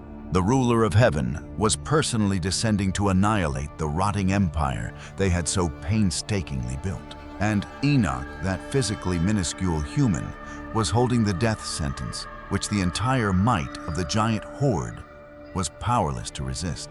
However, the entire dream still maintained an extremely mysterious layer of encoding waiting for decoding. Why in the animal apocalypse was the mighty Nephilim generation downgraded, appearing in the forms of elephants, camels, and donkeys? What secrets about the biological structure, origin, and nature of the creatures born from the rebellion on Mount Hermon were these three beasts holding? Welcome to the next secret. The third mystery. Why did the Nephilim appear in the forms of elephants, camels, and donkeys? In chapter 86 of 1st Enoch, the Watchers appear as stars falling from heaven. They unite with cows, but the offspring born bear the forms of elephants, camels, and donkeys. This is one of the strangest codes of the entire animal apocalypse. The cows represent the first generation of humans. When the stars united with the herd of cows, the resulting offspring belonged to a completely different group of animals. The change in species directly expresses that the created order had been violated. The passage does not say the Nephilim were actually divided into three biological races corresponding to elephants, camels, and donkeys. The animal apocalypse is an allegorical history where humans, angels, and nations are replaced by animals with symbolic functions. Experts describe this section as an animal retelling of history in which different species represent different individuals and communities. But why did the author choose exactly those three species? Elephants demonstrate overwhelming size and strength. Camels create a sense of tallness and distinction from the cattle herd. Donkeys remain close to the domestic animal world, but belong to a different breed from their symbolic parents. The important point is the anomaly: they were born from the cow herd, yet no longer bore the form or nature of cows. Afterwards, those creatures turned back to bite, gore, and devour the very animals living with them. The consequence of the rebellion began to destroy the world that had nurtured it. To decode these three animals, we need to look back at how the animal apocalypse built the symbolic system from the previous chapter. In chapter 85, Adam appears as a white bull stepping out of the earth. Eve takes the form of a cow. Cain is the black bull. Abel is the red bull, and Seth continues the lineage through the image of the white bull. Right from the beginning, color and animal species assumed two different functions. The animal species indicates which community the character belongs to. The color reflects the condition lineage or moral role of the character in the story. The entirety of pre-flood humanity is placed in the same world of bulls, cows, and cattle herds. Whether Adam, Cain, Abel, or Seth bore different colors, they still belong to the same type of creature. They shared a common human origin. Chapter 86 abruptly breaks that stability. Enoch looks up to the sky and sees a star fall. That star steps into the midst of the cow herd, grazes, and lives in their pasture. Many other stars continued to descend, gather around the first star, and then turn into bulls amidst the cattle herd. The stars represent the Watchers. The transformation from stars to bulls allows the vision to express the heavenly beings entering the human sphere.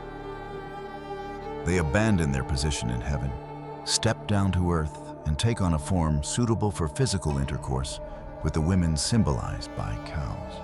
Researchers often view chapter 86 as the condensed version of the rebellion detailed in the Book of the Watchers. The animal apocalypse compresses the entire story about Mount Hermon, the illicit union, and the emergence of the giants into a sequence of images consisting of stars, cows, along with 3 newly born animal species. But the vision embeds into that scene an especially raw detail. The text says the stars exposed genitalia like those of horses and then copulated with the cows. Megan Remington and Juliana Smith note that the animal apocalypse maintains a very strict animal system throughout the majority of the story. The specific comparison to horses here breaks the usual symbolic rhythm and focuses attention on the violative nature of the act. The author wants the listener to clearly feel that this union is violent, crosses limits, and turns the order between heaven and earth upside down. After that act, the cows become pregnant, but they do not give birth to calves. Elephants, camels, and donkeys appear. This change is the first key of the code. If the Watchers had stepped into the cattle herd and their union was within the normal order, the offspring born would continue to bear the form of cows. The vision intentionally creates a completely different result to show that that union had produced a generation deviating from both the heavenly origin of the fathers and the human nature of the mothers. The Watchers are encoded by stars. Human women belong to the world of cows. Their offspring bear the forms of a third group of species. The Nephilim therefore stand between multiple spheres, but do not belong entirely to any sphere. This image directly conveys what modern biological language finds hard to express. The animal apocalypse is speaking of an ontological and orderly violation, rather than providing the anatomical records of 3 biological species. The vision does not ask us to imagine a creature bearing the head of an elephant, the body of a camel, or the legs of a donkey. The author is categorizing the characters based on their identity and position in sacred history. Cows give birth to cows. Sheep give birth to sheep. Beast species represent distinct nations. Only the union between the fallen stars and the cows produces 3 groups of animals of different species. The abnormality lies right in the structure of the metaphor. Lydia Gore-Jones argues that the animal system of the animal apocalypse is deployed in an orderly manner and is connected to how the author views the laws of clean and unclean species. Through the choice of animals, the writer both narrates earthly history and expresses moral evaluation of the characters participating in that history. This brings us to the second layer of decoding. Elephants, camels, and donkeys all lie outside the cow form, representing original humanity. In Israel's later clean law system, camels were classified into the group of animals not suitable for food because they chew the cud but do not have completely cloven hooves. Donkeys also lay outside the group of clean cattle used for the altar and had to be redeemed, according to the law of Exodus. Elephants stood entirely outside Israel's familiar sacrificial domestic animal system. The author seemingly uses those species to create a distance in morality and identity. The giants carried great physical strength, but their presence caused disruption to the entire cattle herd. They stepped into history with forms that made every surrounding creature immediately realize something had deviated from order. However, the reading regarding cleanness still needs to be placed in proper limits. The animal apocalypse is recounting the period before the law was given to Moses. The author lived in a Jewish world accustomed to animal classification rules, so he could use that system to look backward at primitive history. The cleanness law, therefore, provides a symbolic language for the writer, rather than meaning the cows in the dream are directly observing Levitical law. The next question still retains its full attraction. Why were 3 species needed? Why did the author not choose only the elephant to represent all Nephilim? In the rest of the animal apocalypse, a community is usually associated with one dominant species. The people of Israel become sheep. The Egyptians appear as wolves. The powers attacking the sheep flock take the forms of dogs. Foxes, wild boars, eagles, vultures, kites, and ravens. The descendant generation of the Watchers forms a special case. The same origin is divided into elephants, camels, and donkeys. A study on the term Eliud notes, this is the only group in the vision configured by 3 different types of animals. That difference opens a notable hypothesis. Some ancient textual forms of 1 Enoch chapter 7 describe the Watchers' descendants through 3 names or 3 successive generations. The Greek version, preserved by the Byzantine historian George Synkelus, tells that the women gave birth to great giants. From the giants arose the Nephilim, and from the Nephilim appeared a group named Eliod. The Book of Jubilees also retains a sequence consisting of giants Nephil and Elio, although the storytelling and the relationships among the groups have some differences. For a long time, researchers have placed those 3 names next to the animal trio in the animal apocalypse. According to the decoding often associated with Yosef Melech, elephants might correspond to Nephilim, camels correspond to Gibberim, or mighty giants and wild asses evoke the Eliud. The hypothesis relies on phonetic proximity between Aramaic words rather than originating from the biological characteristics of the animals. In Aramaic, the word for elephant has a form close to pilin. The name Nephilim contains a similar sound part. The word for camel Gemalin is placed next to Gibberin, a term meaning mighty ones or strong warriors. The name for the wild ass Aradin is compared by some scholars to Eliud, along with root words related to descendants or those who are born.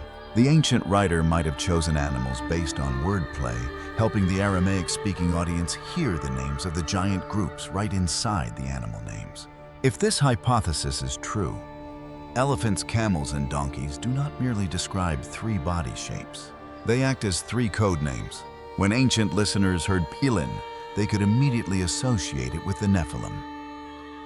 The sound of Gemalin reminded them of the mighty Gibberin. The wild-ass species continued to suggest the mysterious Eliod group.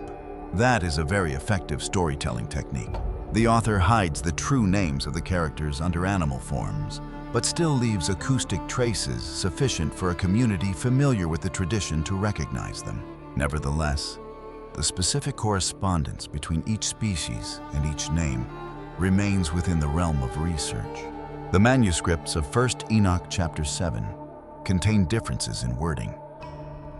The 3-generation sequence appears clearly in the Synkelus version, while other textual traditions present shorter accounts or arrange the relationships between the groups differently.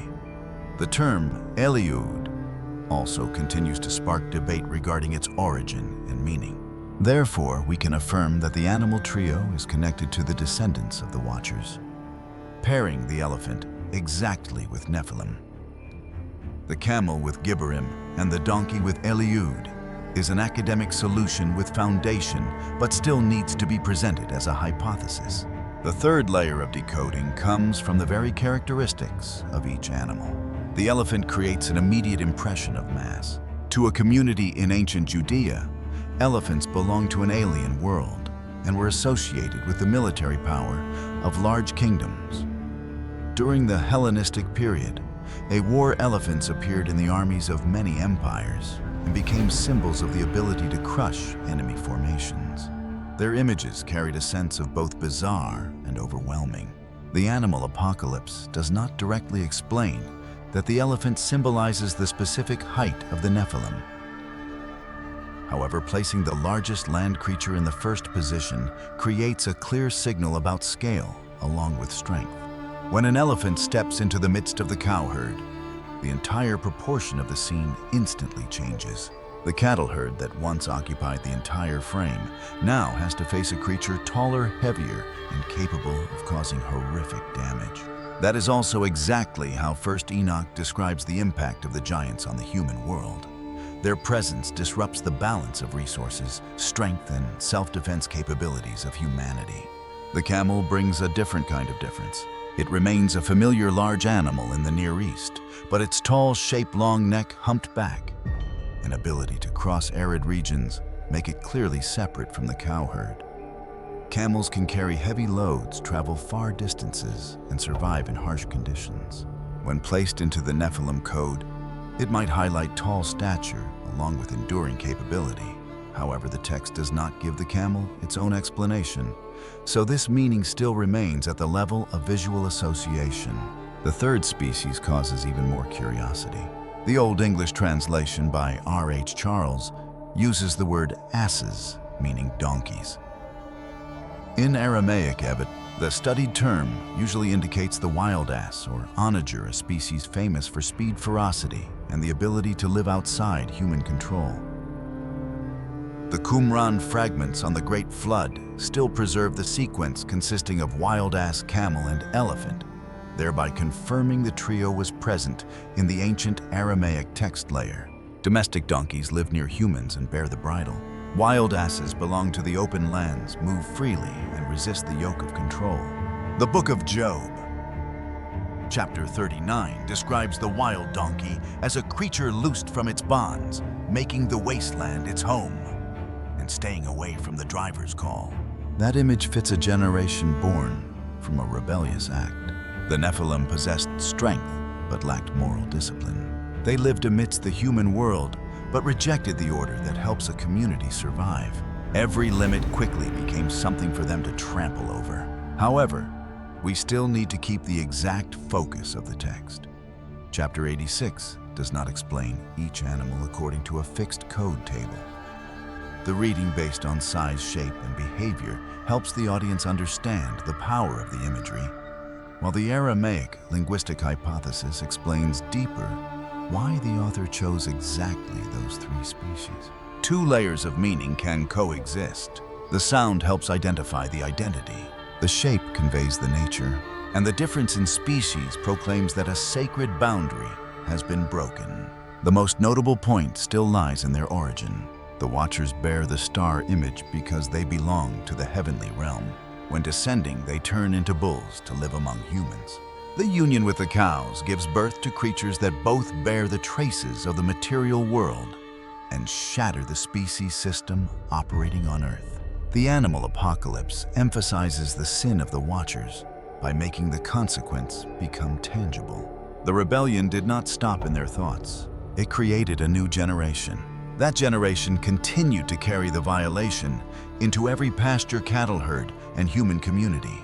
This is precisely the principle running throughout the Book of Enoch. The sin of a great power rarely stays still within the personal sphere.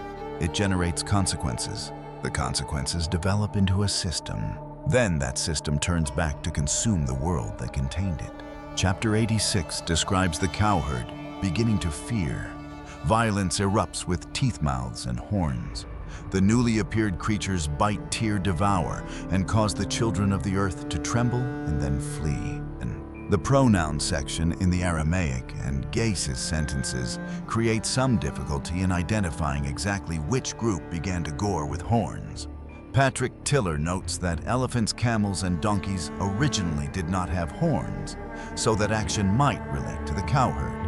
Henrik Dronel also emphasizes the connection between this scene and the tradition in the Book of the Watchers, where the emergence of the giants drags the whole world into a cycle of violence. The importance lies in the overall result. The appearance of the Nephilim causes social order to collapse. Humans live in terror. The giant creatures attack the cowherd. Violence spreads even to those trying to defend themselves. The earth becomes a space where all species turn to tear each other apart. The animal apocalypse therefore provides a deeper perspective on the Great Flood. God did not judge a world just because a few creatures had bodies that were too large. The problem lies in what that strength caused. The giants consumed humanity's life. Resources killed, broke boundaries, and turned the whole earth into an ecosystem of violence. The large body is only the surface. The loss of control is the true disease within. Chapter 87 continues to push the vision to a crisis point. The herd animals begin to gore and devour one another, while the earth cries out loudly. The detail of the earth crying out recalls the Book of the Watchers, where the earth denounces the lawless acts that took place on its surface. The violence here is no longer a private conflict between Nephilim and humans. The whole creation has become a victim. The earth bears blood. Pastures are destroyed. Living creatures look for ways to escape. The lamentation rises to the heavenly realm. Right after that, 7 human-like beings wearing white robes appear. 3 beings take Enoch up to a high place for him to observe the entire judgment. The remaining 4 carry out orders against the Watchers along with their offspring. 1 being catches the first star, binds its hands and feet, and throws it into the abyss. 1 being hands swords to the elephants, camels, and donkeys. The giant creatures immediately turn to fight and kill each other, making the whole earth shake. That scene corresponds to the command in 1 Enoch chapter 10, where Gabriel is sent to instigate the sons of the Watchers to destroy each other in battle. The fallen angels are then bound and imprisoned to await Judgment Day. This cross-reference firmly confirms the identities of the 3 animal species. The elephants, camels, and donkeys are exactly the generation born from the Watchers. Their fate replicates exactly the sequence in the Book of the Watchers. They sow violence. They turn to attack their own kind. Finally, the great flood sweeps their entire bodies from the face of the earth. The animal apocalypse puts that process into an easily recognizable system of imagery. Readers who already know the Watcher's story can decode it almost immediately. Those who do not will feel the deviation before understanding the true name of each character. A star living among the cowherd was already an abnormal sign. Cows giving birth to elephants, camels, and donkeys makes the violation clearer. Those 3 species turn back to devour the cowherd, and the moral consequence is instantly exposed. The union, bearing an initial attractive appearance, created a destructive force. Chapter 89 closes the fate of that generation.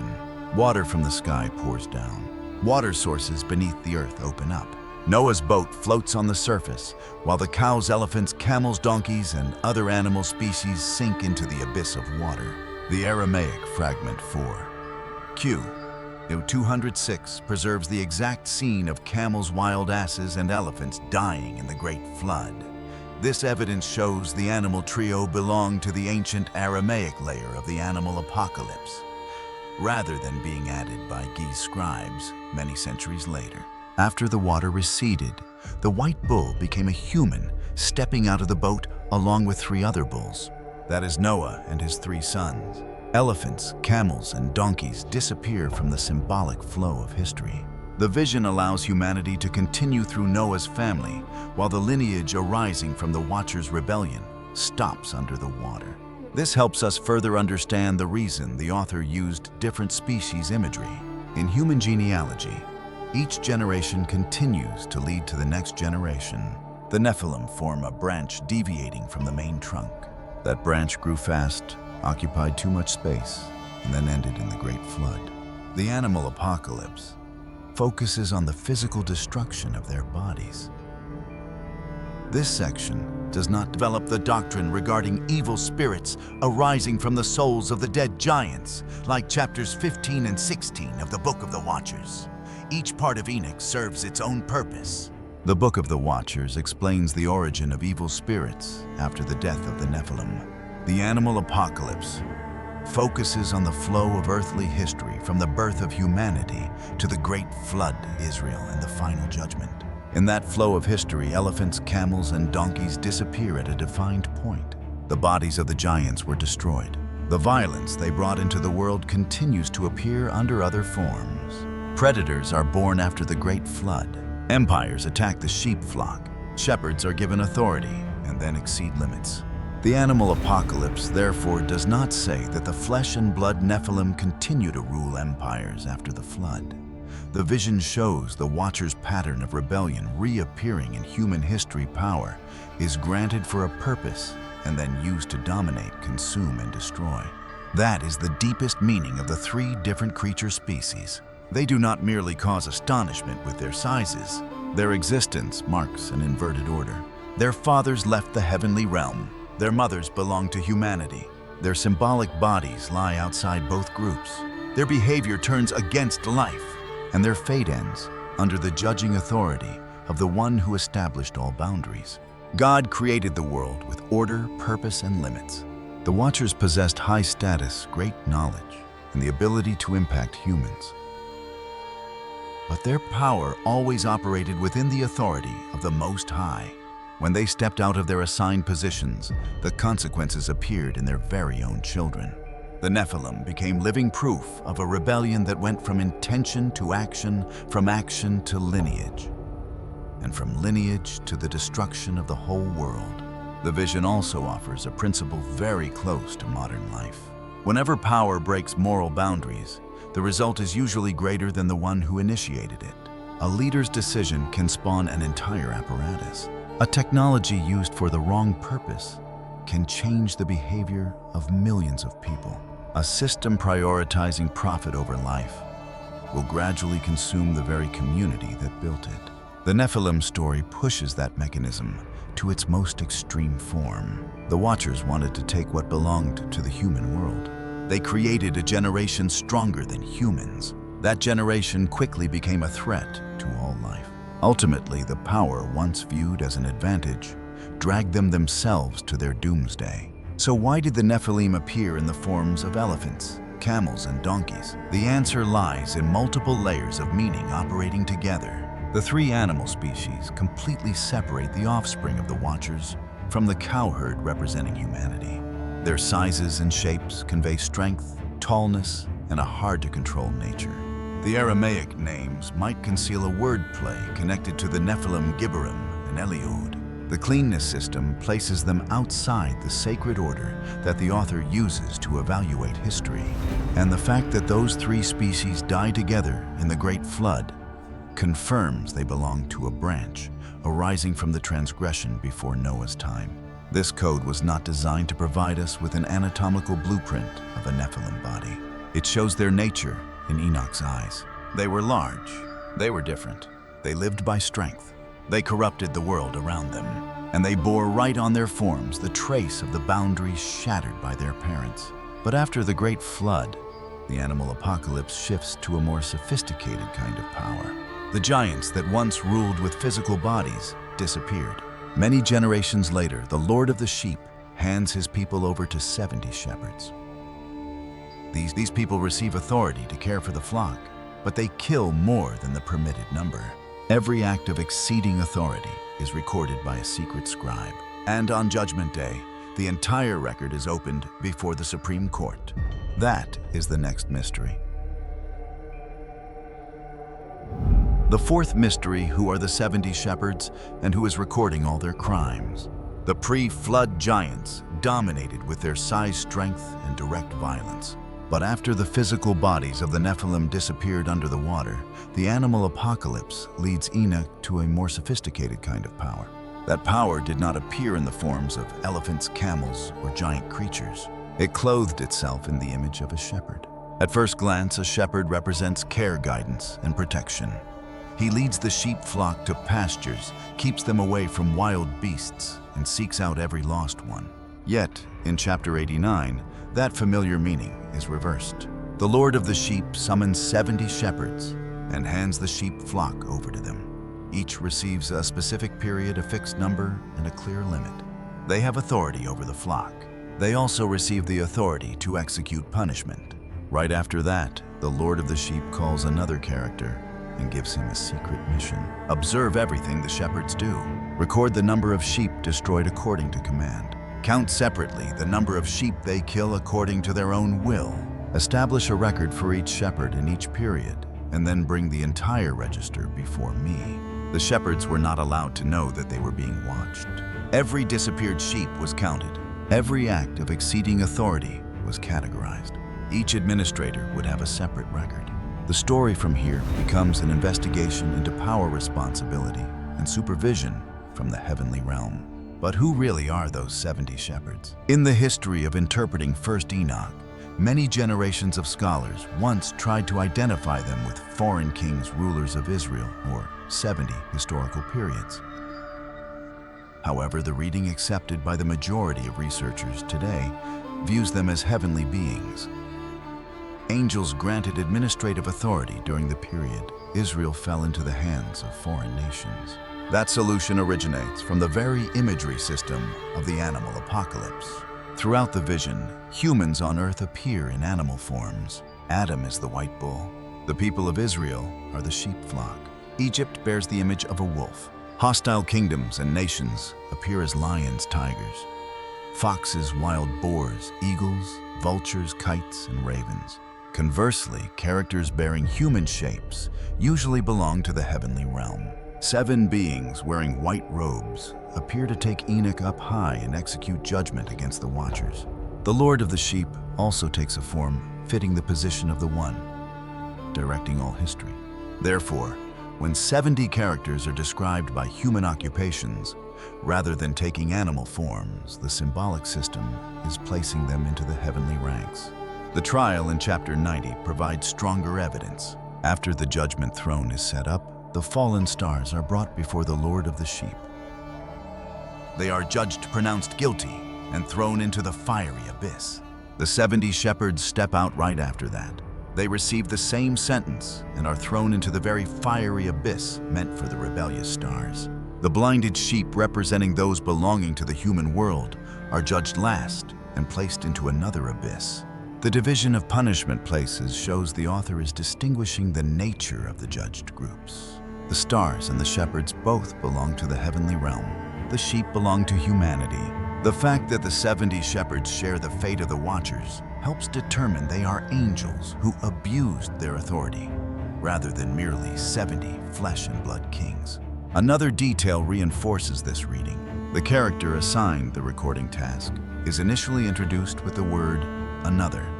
By chapter 90, the vision identifies him as belonging to the group of 7 white-robed beings that had appeared since chapter 87. Thus, the scribe is certainly an angel, if he is called another in the same summoning scene.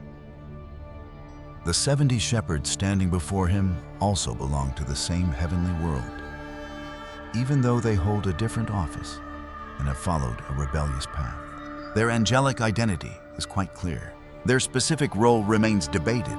The popular explanation views the 70 shepherds as angels associated with foreign nations, the heavenly powers standing behind the empires that successively ruled and oppressed Israel.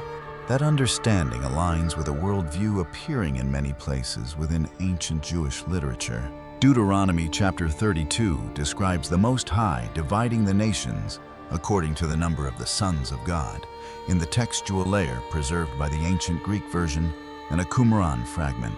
Israel is reserved as God's own portion. Genesis chapter 10 lists the tradition about the nations after the Great Flood, often counted by ancient Jewish people as 70.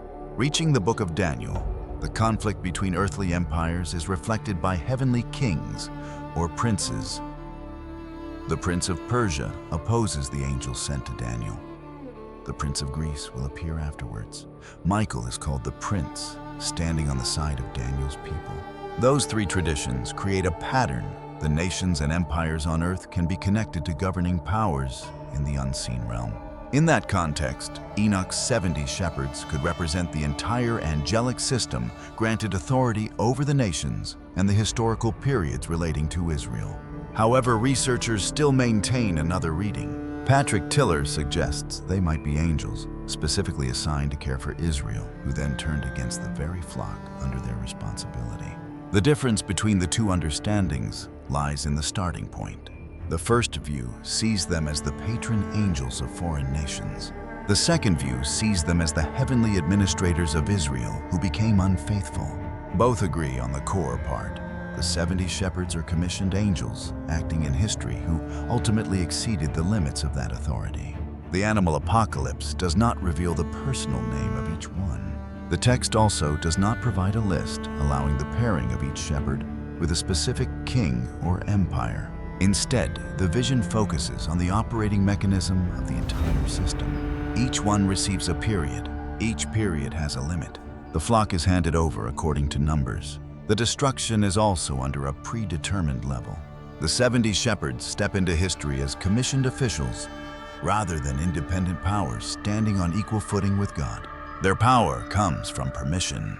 Their limits come from commands. The final sentence stems from how they used what was entrusted to them. The number 70, therefore, carries more weight than a usual statistical number. First of all, it evokes the 70 nations in the traditional reading of Genesis chapter 10. If each nation has a heavenly power connected to it, the 70 shepherds could represent the entire ruling system of the nations of the world. But 70 is also a number concerning time. The prophet Jeremiah declared that Babylon's domination and the exile period would last 70 years. Daniel chapter 9 later expands that number into 70 weeks, carrying history from the period of Jerusalem's desolation to the cleansing judgment and completion of God's program. The animal apocalypse seems to continue that way of thinking.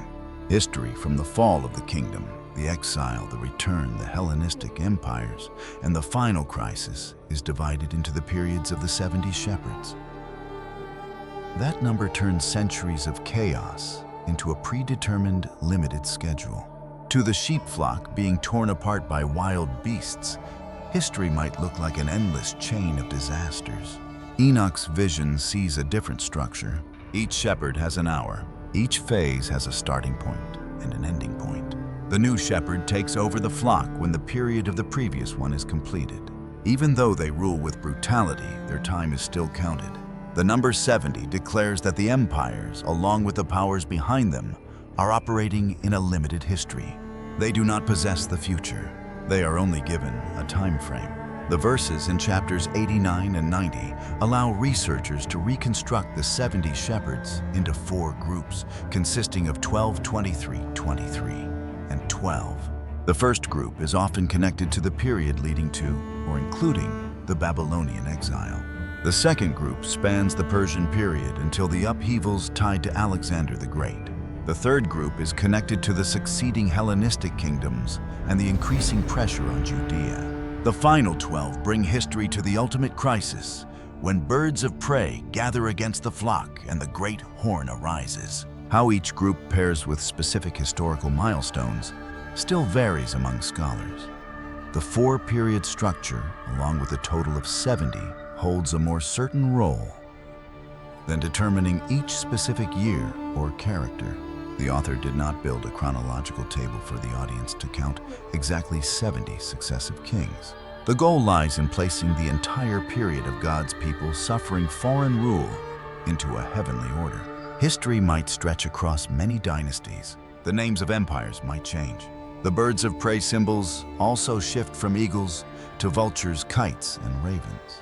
Behind all those upheavals is a time frame set by the Most High, but a difficult problem immediately appears. Why would the Lord of the sheep hand his people over to shepherds whom he knew beforehand would cause destruction? Chapter 89 places this question right within the instructions given to the recording angel.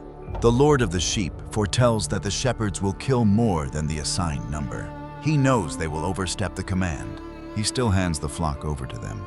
The vision explains that event in the context of the people of Israel, abandoning their home, walking away from guidance, and killing the messengers sent to warn them.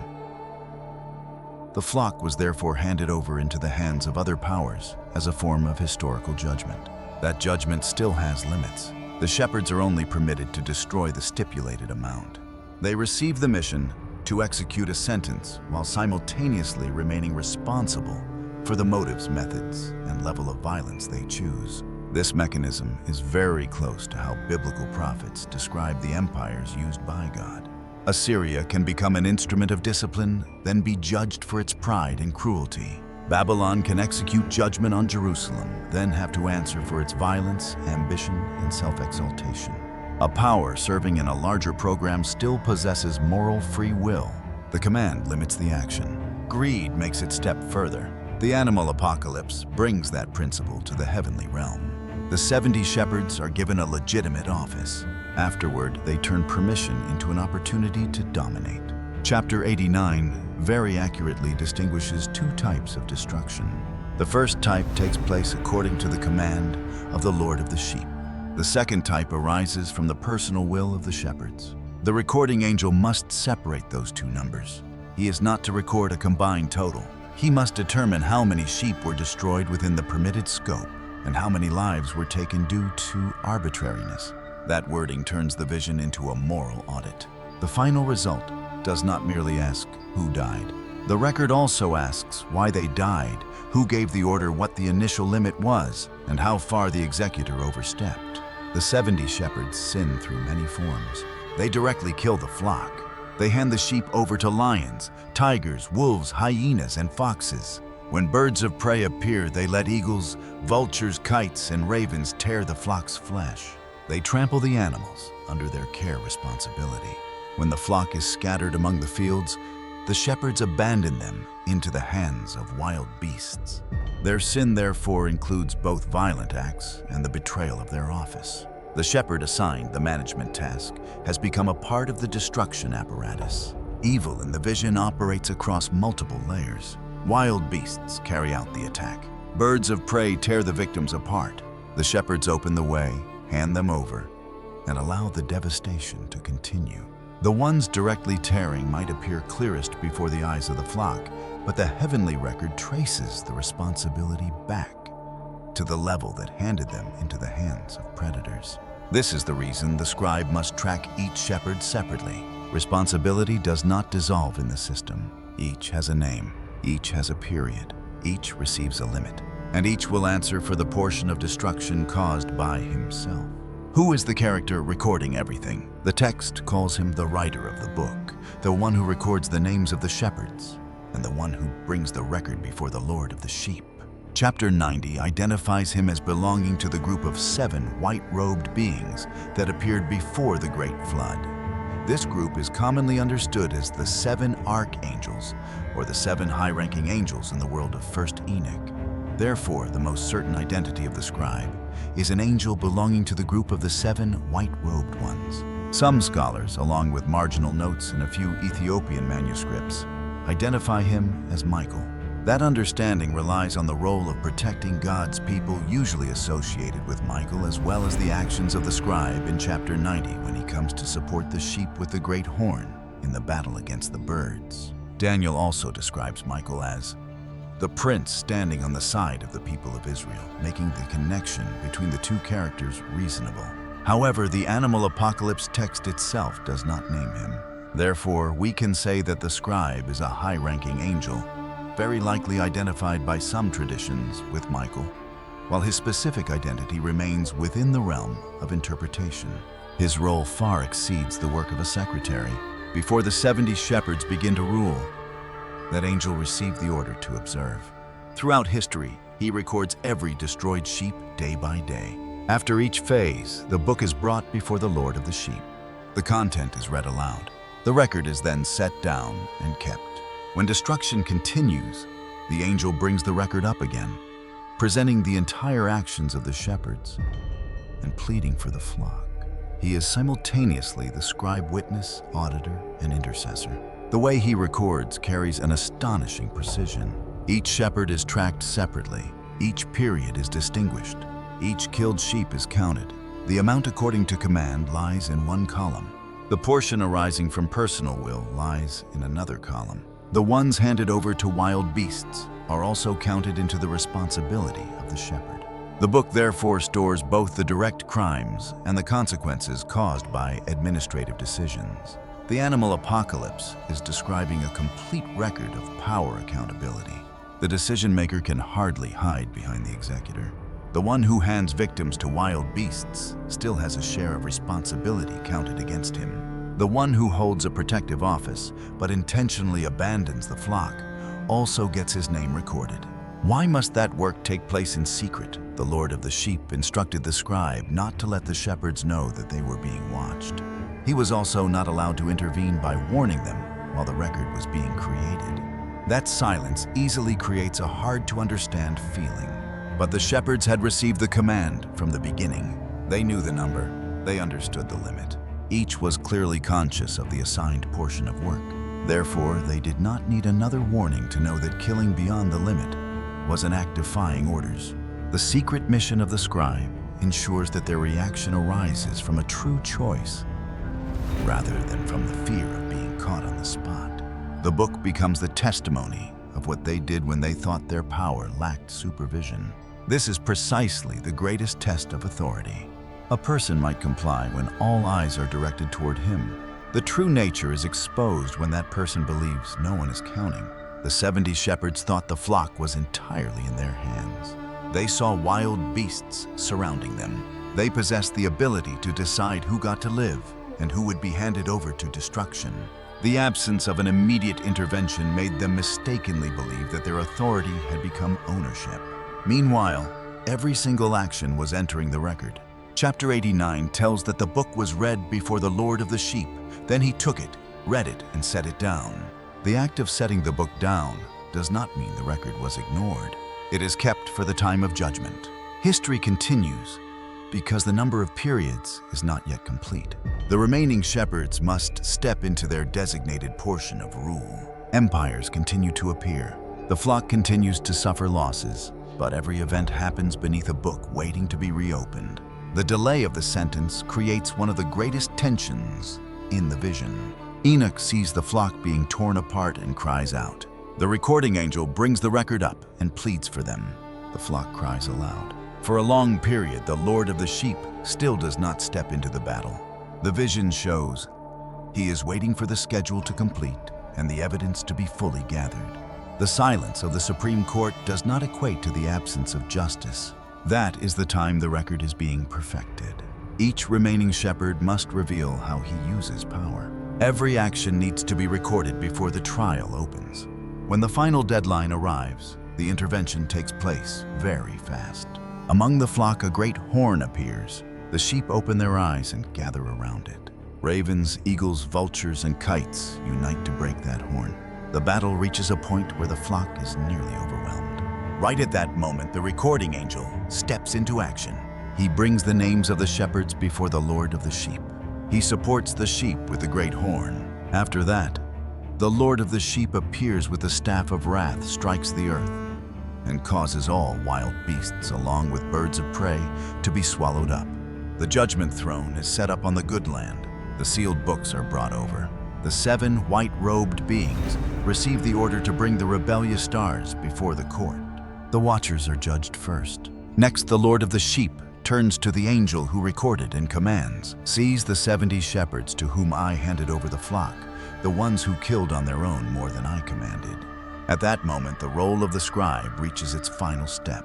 The one who once silently observed becomes the witness of the trial. The one who once recorded their names receives the order to bring them out to face judgment. The book that was once set down now becomes evidence. All 70 shepherds are bound and stand before the Lord of the Sheep. The sentence is not based on rumors. It is based on every single number saved throughout their period of rule. The result is already determined. They are pronounced guilty and thrown into the fiery abyss. The trial arrangement creates a direct connection with the Watcher's story. Before the Great Flood, the stars left their heavenly positions, stepped down to earth, and corrupted the created order. After the Great Flood, the 70 shepherds received governing authority, then turned their office into an instrument of destruction. The Watchers violated the boundary between heaven and earth. The shepherds violated the boundary of authority. Both groups started from a granted position. Both used their capabilities according to personal will. Both caused suffering for weaker creatures, and both ended up in the same fiery abyss. The animal apocalypse, therefore, does not tell of two completely separate rebellions. It places them into the same pattern. The fall of the Watchers before the Great Flood becomes the template for the fall of heavenly powers in the history of Israel. The time changes. The method of domination changes. The nature of the rebellion remains the same power, separated from obedience to God. The 70 shepherds are even more terrifying than wild beasts in one respect. A lion appears as a lion. An eagle acts according to the nature of a bird of prey. The shepherds step into the story under the name of protecting the flock. The office gives them trust. The granted authority helps them access every member of the flock. It is that very position that makes their betrayal cause deeper losses. An enemy from outside can attack the flock. An unfaithful shepherd opens the gate for the enemy to step in. He can also decide which one will be handed over and which one left amidst the wild beasts. The vision, therefore, offers a strict warning about all forms of leadership. The office does not automatically create righteousness. A sacred title does not guarantee loyalty. The greater the authority, the more detailed the record of responsibility. That principle can be applied to politics, the military law, and even religious institutions. A leader empowered to protect a community can turn that apparatus into a tool serving personal ambition. A general receiving the mission to protect civilians can overstep commands and cause destruction greater than the assigned goal. A religious head called to care for souls can use the believer's trust to build power for himself. The animal apocalypse reminds that every office lies under a higher authority. The shepherds might control the flock for a period. They still do not own the flock. They belong to the Lord of the flock. That explains why the record book focuses on the number of each lost one. To empires, one sheep might just be a small number in war. To the Lord of the flock, every single life belongs to him. The shepherds see a replaceable crowd. The recording angel sees each individual victim. The name of each power abuser is recorded along with the number of lives he handed over to destruction. Therefore, the heavenly book carries special comforting meaning for the righteous who are suffering oppression. Their pain has been seen, their cry has been heard. The lives considered nameless by empires still have a place in the record. Justice might come after a long time, but the sentence does not rely on the faded memory of humans. It relies on a complete record before God. Enoch was also allowed to see the book for a reason. He was witnessing history from both sides. On earth, the flock is scattered, blinded, and torn apart. In heaven, every action is written down, read aloud, and sealed. If looking only from the pasture, the shepherds seem to have won. If looking from the Supreme Court, they are writing their own indictment with every decision. The more they abuse power, the thicker the record gets. The longer they prolong their domination, the more complete the evidence against them becomes. In the end, the very office that once elevated them becomes the basis for judgment. They were assigned to care. They chose to destroy. They received a limit. They acted according to their own will. They thought history belonged to them, but the period of each one had been counted from beforehand. So who are the 70 shepherds? They are the heavenly powers granted responsibility during the period Israel lay under the rule and punishment of the nations. Many scholars connect them to the angels of the 70 nations. Another interpretive direction views them as patron angels of Israel who betrayed their mission. The animal apocalypse keeps their personal names in silence while clearly showing their office limits and sentence. Who is recording all their crimes? It is an angel belonging to the group of 7 white-robed beings who witnesses before the Lord of the sheep. Some traditions identify him with Michael, but the text keeps the specific identity in an open state. What is certain lies in the work he performs, counting every single sheep, distinguishing which action is according to command and which is arbitrariness, recording the name of each shepherd, pleading for the flock, and preserving the book as a record that cannot be lost. And when the deadline ends, he brings the power abusers out before the judgment throne. The fifth mystery are the great horn and the final white bull, the same figure. Chapter 90 presents 2 very different images. Before the judgment, a great horn arises among the sheep flock. It gathers the other sheep and fights against the birds of prey. The popular academic explanation once connected this horn with Judas Maccabeus, the leader of the uprising against the Seleucid Empire in the 2nd century before Christ.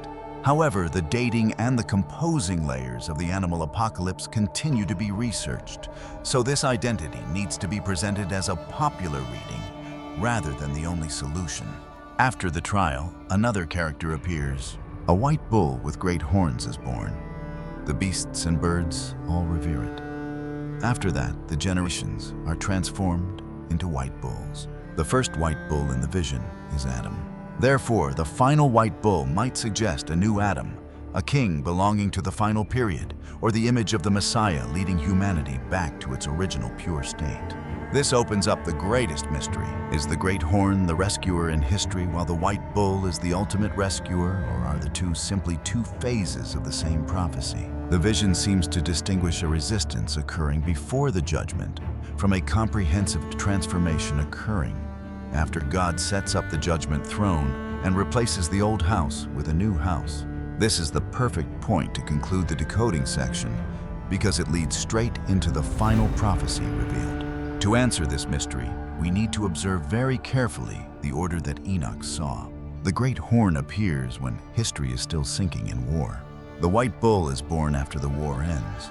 Between those two images is the direct intervention of the Lord of the sheep, the heavenly trial, the punishment of the rebellious powers, the dismantling of the old house, and the appearance of a new house. That gap determines the meaning of the entire vision. Before the horn arose, the flock was in a state of exhaustion. Eagles, vultures, kites, and ravens continuously swooped down, gouged their eyes out, and then tore their flesh.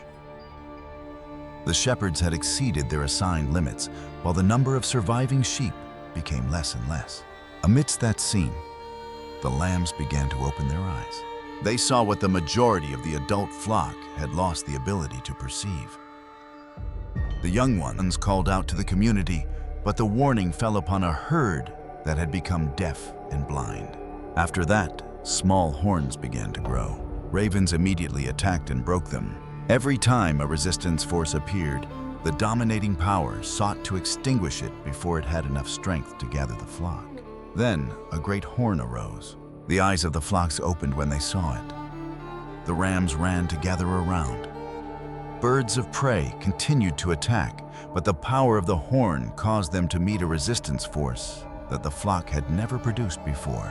In the symbolic language of the Bible, the horn usually connects to strength, ruling authority, and fighting capability. A horn arising among the sheep flock therefore points to a character or a leading force arising from Israel itself. That character belongs to the sheep flock. His origin lies within the oppressed community. The authority comes from the ability to gather those who have opened their eyes and lead them to stand up against the predator. This very chain of events causes many scholars to identify the great horn with Judas Maccabeus. According to the traditional reading, the sheep opening their eyes represent the group of people loyal to the law amidst the crisis caused by Antiochus IV. The horns broken by ravens suggest the suppressed resistance efforts. When Judas Maccabeus stepped up to lead the uprising in the 2nd century before Christ, he gathered the Jewish forces, fought against the Seleucid army, and regained control of Jerusalem along with the temple.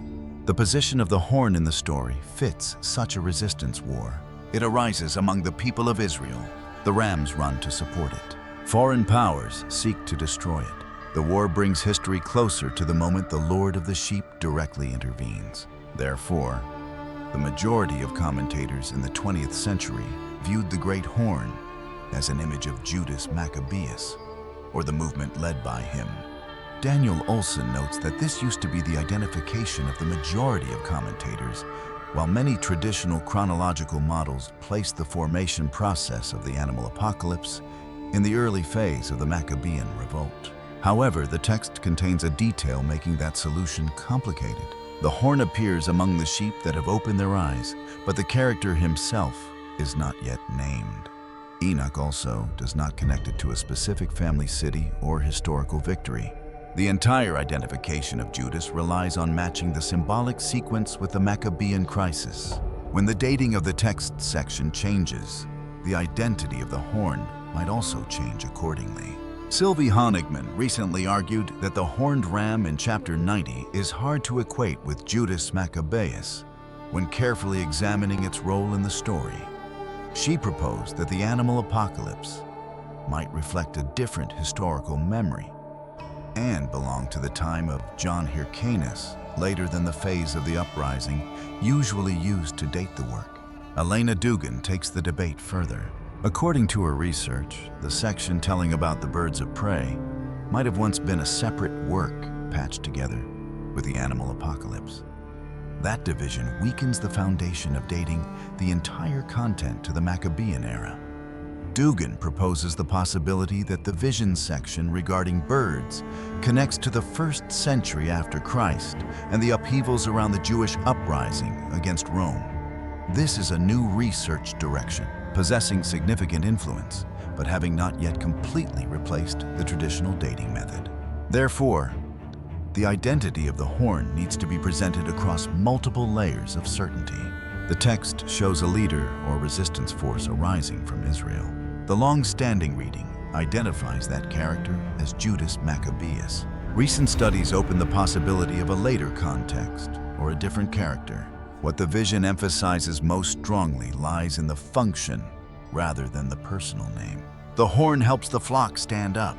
It fights against the birds tearing the community apart. But that strength is still not enough to complete the rescue. All the eagles, vultures, ravens, and kites finally gather together. The beasts of the field also join the battle, forming an alliance aiming to break the horn. This is the time the limits of the earthly leader are exposed. He can gather the flock. He can stand firm against the first waves of attack. He does not hold the power to end all history. The decisive change only occurs when Enoch sees a great sword given to the sheep flock. Afterward, the Lord of the sheep steps into the vision. Holding the staff of wrath, strikes the earth and causes the predatory forces to be swallowed up. The resistance leader participates in the battle. God brings the battle to a close. This role division holds a very important position in understanding the horn. The animal apocalypse might honor the courage of a loyal leader, but the ultimate victory still belongs to the Lord of the sheep. The horn operates within history. The judging authority comes from the heavenly throne. Even in reading the horn as Judas Maccabeus, the vision still does not turn him into the supreme savior. He represents the awakening of the sheep that have opened their eyes. The final victory arrives when God stands up to protect his flock. After that intervention, the vision shifts to a completely different phase. The throne is set up in the good land. The sealed books are opened. The watchers, along with the 70 shepherds, are brought before the Supreme Court. The blinded sheep must also face judgment. When the sentencing is completed, the old house is dismantled. The pillars, beams, and all ornaments are carried away. Then the Lord of the sheep sets up a larger house at the exact same location. All the surviving sheep gather inside. The beasts on the earth, along with the birds of heaven, bow down, plead, and obey. The sword that was once given to the flock is brought back to the house sealed before the Lord. The weapon has fulfilled its function. The era of war closes. All eyes are opened. It is precisely in that new world that the white bull appears. The order of the story shows it belongs to the post-judgment era rather than the preceding resistance phase. The birth of the white bull takes place when the enemies have been judged, the house has been renewed, the flock has returned, and the sword has been put away. This creates the first difference between the two images. The great horn grows on the head of a sheep. The white bull belongs to another species. In the animal apocalypse, the animal species expresses the identity and position of the character in history. Sheep represent Israel from the time of the patriarchs onward, while the white bull connects to primitive humanity before the nations were divided. Adam appears at the beginning of the vision as a white bull. Seth also belongs to the white bull lineage. Noah is presented using the same image before he turns into a human and steps into the boat. Therefore, the birth of a white bull at the end of history takes the listener back to the starting point. The author opened the vision with Adam. He concludes with a character bearing a shape similar to Adam. That circular structure evokes the concept of a restored creation. The world once went from the white bull to the division into sheep, wild beasts, and birds of prey. After the trial, all species progressed toward a unified state under the form of white bulls. The final animal is therefore usually explained as a new Adam, the head of a re-established humanity. George Nicholsburg notes the popular understanding viewing this character as the Messiah, while also suggesting he might carry the role of a new Adam as the animal species are transformed into a new humanity. The white color continues to clarify that meaning. In the first part of the animal apocalypse, white bulls connect to the righteous human lineage. The return of the white color after the trial shows the corrupted state has been cleansed. The dividing lines that once caused animal species to hunt and destroy each other now give way to a community bearing the same form. The final white bull stands amidst that transformation. Its horns are very large. The beasts and birds of heaven revere and continuously plead with it. The Lord of the sheep rejoices when seeing this character along with the entire bull herd. Those details far exceed the image of an ordinary human appearing in the new era. The character bears authority. The nations look toward it. Its appearance is directly tied to the entire human order being changed. Therefore, the messianic reading has a clear foundation right within the text. However, Enoch has not yet used titles like Messiah, the Chosen One, and Son of Man or King in this passage. The white bull is completely identified through shape and action. The still open title has created many different explanations. One research direction connects the bull to the blessing for Joseph in Deuteronomy chapter 33. There, Joseph is compared to a firstborn bull and the horns of a wild ox, using strength to push the nations to the ends of the earth. David Mitchell suggests the white bull, along with the creature with black horns in chapter 90, reflects a Messiah belonging to the line of Joseph or Joshua. According to this reading, the two forms describe different phases of the same character. A phase undergoing sacrifice and a phase appearing in power. This is a proposal possessing a detailed structure, but still belonging to a separate explanatory branch within the broader debate. A textual problem makes the final sentence even harder to decode. Verses 37 and 38 have not yet been preserved in currently known Aramaic fragments. This part comes to us through Ge'ez, and a word in verse 38, nagar, can mean word, thing, or matter, whereas the context seems to require the name of an animal or an office. Translations, therefore, differ significantly. R.H. Charles reconstructed the sentence following the direction that the first bull became a sheep. Then that sheep turned into a large creature with black horns. Some scholars propose the root word once indicated wild ox. Nicholsburg, along with Patrick Tiller, lean toward the understanding leader. Each choice creates a different picture of the final character. If read according to the translation sheep, the white bull seems to undergo a transformation and bears a form connected to Israel. The wild ox reconstruction emphasizes the strength of a rescuer belonging to the line of Joseph. Meanwhile, the word leader creates a simpler sentence. The white bull becomes the head of the new cattle herd. The uncertainty of a single word directly affects the question of whether the white bull bears an Israelite identity, belongs to all of humanity, or represents a specific Messiah. Therefore, we need to place the focus on the more certain parts of the passage. The bull is white. It is born in the new era. The horns carry a large size. The species that once lived by violence now look towards that character in reverence. Its presence accompanies the identity transformation process of the nations, and the Lord of the sheep expresses joy before the final result. From those signs, the image of the new Adam remains one of the strongest explanations. The first Adam stood at the starting point of humanity. The final white bull stands at the starting point of a renewed humanity. The history between the two characters is filled with division, violence, empires, blindness, and betrayal. After the trial, the vision returns to the original shape. But the world has now passed through judgment and received a greater order. This reading also helps explain why the author chose a white bull instead of a white sheep. If the final character merely represented a king of Israel, the sheep or ram image was already fitting enough. The shift to the white bull expands the scope from Israel's history to the entirety of humanity. He does not merely lead a nation against the enemy. The role of the character connects to the restoration of human nature itself. A 2025 study by Matthew Korpman presents another notable reading. He argues that the white bull might represent a righteous person belonging to the Gentiles, or a savior reserved for the nations, instead of Israel's Messiah, according to the popular understanding. This argument relies on the connection between the conclusion of the animal apocalypse and Micah chapter 4 and Isaiah chapter 19, where the nations abandon violence, advance toward worship, and receive healing. According to that explanation, the white bull ensures that the transformed beasts will maintain the peaceful order in the new world.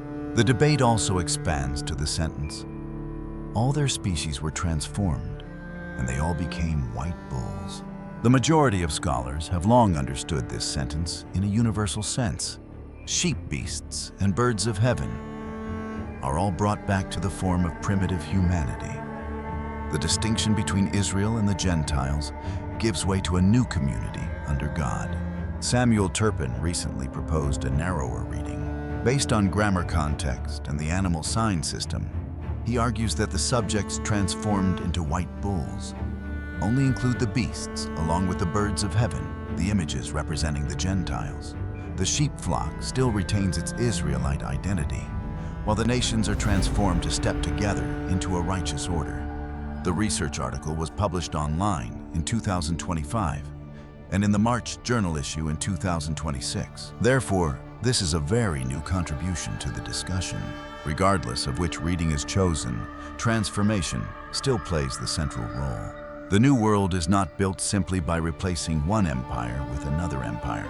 The creatures that once bore the identity of predators must change their nature. Eagles once tore the flock's flesh. Ravens once broke the newly grown horns. Wild beasts once lived by devouring weaker creatures. In the final era, those species step into the house, open their eyes, and gradually take on the form of white bulls. Judgment eliminates the rebellious powers. Restoration transforms what remains alive. The white bull stands at the intersection of those two processes. This is the second difference between it and the great horn. The horn executes a military mission. The white bull is tied to the recreation of identity. The first character protects the flock against the attack. The latter character appears when the dividing lines of the old world are being healed. The horn fights amidst the cries of the victims. The white bull steps into a house where the sword has been sealed. The third difference relates to the scope of influence. The horn arises among Israel and gathers the rams. The white bull causes the beasts, along with the birds of heaven, to look toward it. Then the entire animal order undergoes a change. One character serves the rescue of God's people during a crisis phase. The other character stands at the head of a humanity restored after the general judgment. The final difference lies in the relationship with time. The great horn appears before the judgment throne. The white bull is born after the trial has concluded. If both are the same character, the text needs a sign showing the horned sheep has turned into a white bull. Chapter 90 has not recounted that transformation. The ram still appears near Enoch when the three white-robed beings bring him down among the sheep flock before the trial. Afterward, the vision shifts to the judgment, the new house, and the birth of the white bull. The continuation in location does not yet create identity sameness. The most cautious reading, therefore, distinguishes the two characters. The great horn belongs to the final crisis of old history. The white bull stands at the beginning of the new era. A rescuer helps the faithful community survive until God intervenes. The entity or character appearing after the trial leads the preserved life to step into the restoration state. However, the two images might still belong to the same prophetic line. The horn prepares the way by gathering those whose eyes have opened. The white bull completes the process at the level of all humanity. The historical leader might become a foreshadowing image of a greater rescuer, even though the animal apocalypse has not yet directly declared that relationship. To Christian readers, the image of the new Adam naturally evokes how the New Testament presents Jesus as the last Adam and the one opening a new humanity. That theological connection carries special weight when reading from the perspective of Christian faith. Yet the first Enoch text section still needs to be heard in its own language. The animal apocalypse has not yet recorded the name of Jesus in chapter 90. It creates a model about judgment, a character holding authority, an Adam-like restoration, and the nations being transformed. Later, Christian authors could notice the similar motifs and read them in the light of Christ. This distinction helps us respect the ancient text, while simultaneously recognizing the meaning that Christian tradition finds within it. One point needing to be held firmly across all explanations is the supreme position of God. The great horn does not destroy the rebellious powers by itself. The white bull also only appears after the Lord of the sheep has opened the trial, eliminated the unfaithful shepherds, and set up the new house. The entire process lies under his authority. God decides the timing. He executes the judgment. His power changes this old order and opens the restoration. The characters sent forth all serve inside that program. This protects the vision from the understanding that history is saved by pure military strength. The horn might win many battles, but only the Lord of the sheep can set up the judgment throne. A leader might gather the people, yet healing the nature of the nations requires power coming from the Creator. So are the great horn and the final white bull the same figure. The text leans toward two separate characters or two separate roles. The horn belongs to the sheep flock, steps into the war before judgment, and is often connected to Judas Maccabeus or another resistance leader. The white bull is born after the trial, bears the form of primitive humanity, and stands at the center of the final transformation. The messianic reading for the white bull still holds a prominent position within research circles. The new Adam image provides a broader solution because this character brings the story back to the state of creation before humanity was divided into opposing species. The proposals regarding a Messiah belonging to the Joseph line, the leader of the Gentiles, or a righteous character bearing the function of protecting the new orders, show that the final sentence of the animal apocalypse still has many layers not yet locked down. That ambiguity does not diminish the power of the vision. It forces us to focus on what the text proclaims most clearly. Old history ends with judgment. Rebellious power must answer before the throne of God. The house once defiled is replaced by a vast and pure place. The sword returns to its sealed position. Blinded eyes are opened. From the world that has passed through judgment, the image of Adam appears again, white, strong, and standing amidst a humanity being transformed. The animal apocalypse began with the birth of the first human. It ends with the birth of a new beginning. But Enoch still does not stop. After the animal species turn into white bulls, and the Lord of the sheep rejoices before the restoration, the historical vision shifts to direct warnings. The symbols of bulls, sheep horns, and birds of prey give way to a prophecy dividing all history into predetermined weeks. There, Enoch will speak of the increase of sin, the awakening of the righteous, the house built for the great king, and the final judgment meant for every rebellious force. Section 5, 91 through 104, a book of exhortation and promised blessing for the righteous, and of malediction and woe for the sinners. Chapter 91. And now my son Methuselah called to me all thy brothers, and gathered together to me all the sons of thy mother. For the word calls me, and the Spirit is poured out upon me, that I may show you everything that shall befall you forever. And there upon Methuselah went and summoned to him all his brothers, and assembled his relatives. And he spake unto all the children of righteousness, and said, Hear ye sons of Enoch, all the words of your father, and hearken aright to the voice of my mouth. For I exhort you, and say unto you, beloved, love uprightness, and walk therein. And draw not nigh to uprightness with a double heart, and associate not with those of a double heart, but walk in righteousness, my sons, and it shall guide you on good paths, and righteousness shall be your companion. For I know that violence must increase on the earth, and a great chastisement be executed on the earth. Yea, it shall be cut off from its roots, and its whole structure be destroyed. And unrighteousness shall again be consummated on the earth, and all the deeds of unrighteousness and of violence. And transgression shall prevail in a twofold degree. And when sin and unrighteousness and blasphemy and violence in all kinds of deeds increase, and apostasy and transgression and uncleanness increase, a great chastisement shall come from heaven upon all these. And the Holy Lord will come forth with wrath and chastisement to execute judgment on earth. In those days, violence shall be cut off from its roots, and the roots of unrighteousness together with deceit, and they shall be destroyed from under heaven. And all the idols of the heathen shall be abandoned, and the temples burned with fire, and they shall remove them from the whole earth. And they, i.e. the heathen, shall be cast into the judgment of fire, and shall perish in wrath and in grievous judgment forever. And the righteous shall arise from their sleep, and wisdom shall arise and be given unto them. And after that, the roots of unrighteousness shall be cut off, and the sinners shall be destroyed by the sword.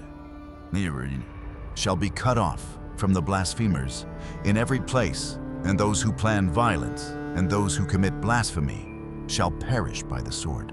And now I tell you, my sons, and show you the paths of righteousness and the paths of violence.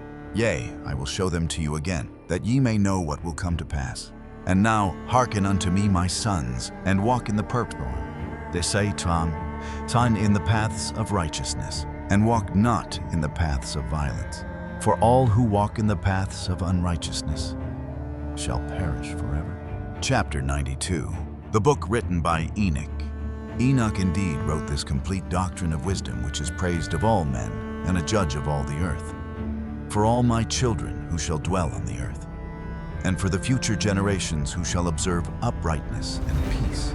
Let not your spirit be troubled on account of the times, for the Holy and Great One has appointed days for all things. And the righteous one shall arise from sleep, shall arise and walk in the paths of righteousness, and all his path and conversation shall be in eternal goodness and grace. He will be gracious to the righteous, and give him eternal uprightness, and he will give him power, so that he shall be endowed with goodness and righteousness.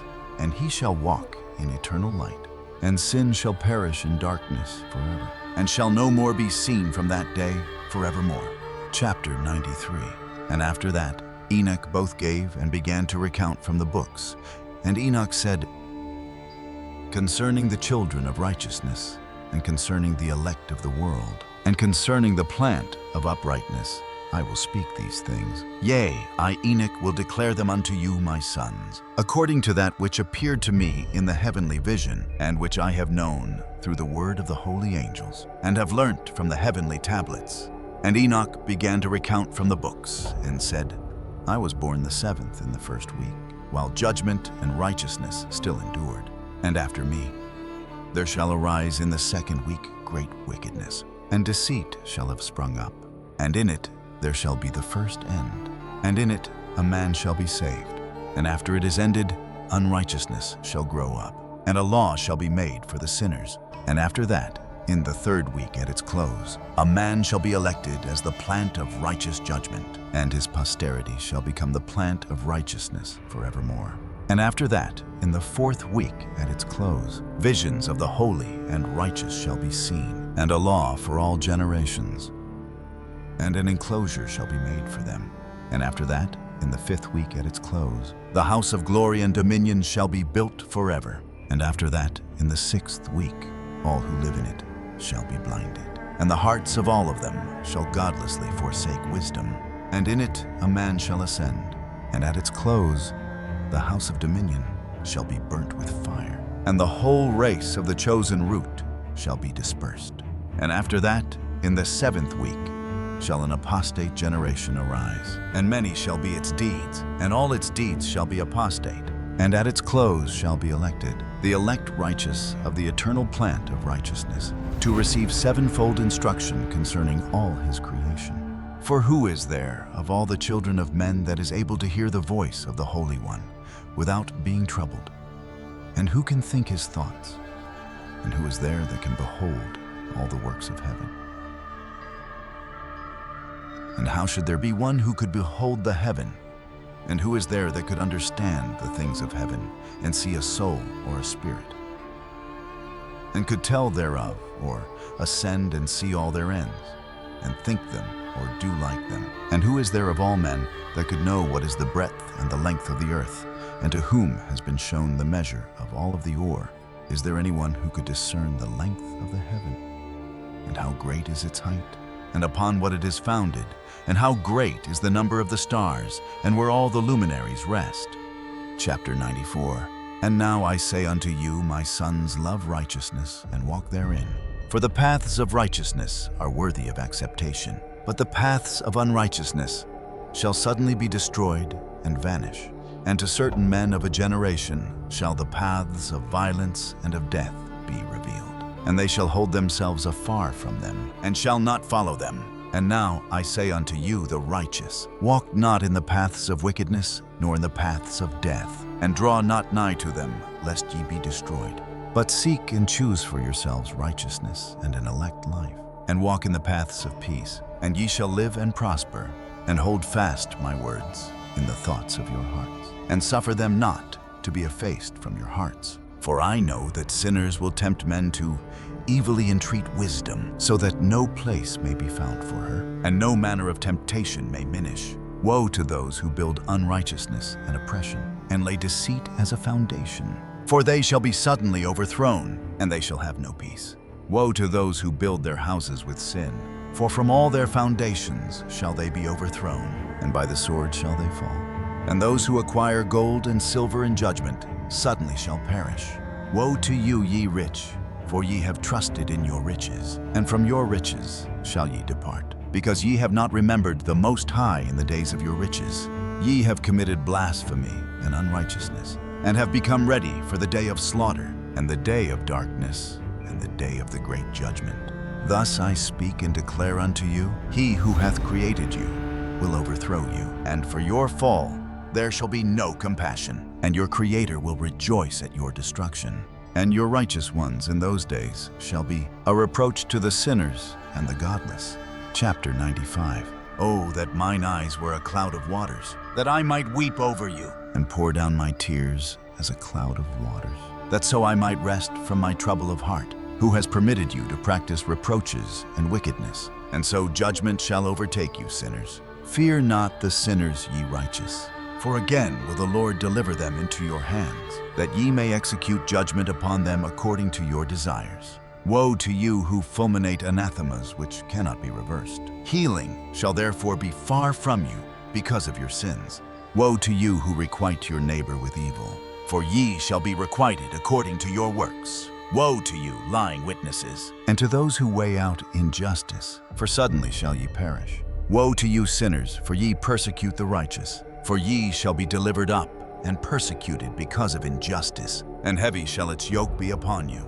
Chapter 96. Be hopeful, ye righteous, for suddenly shall the sinners perish before you, and ye shall have lordship over them according to your desires.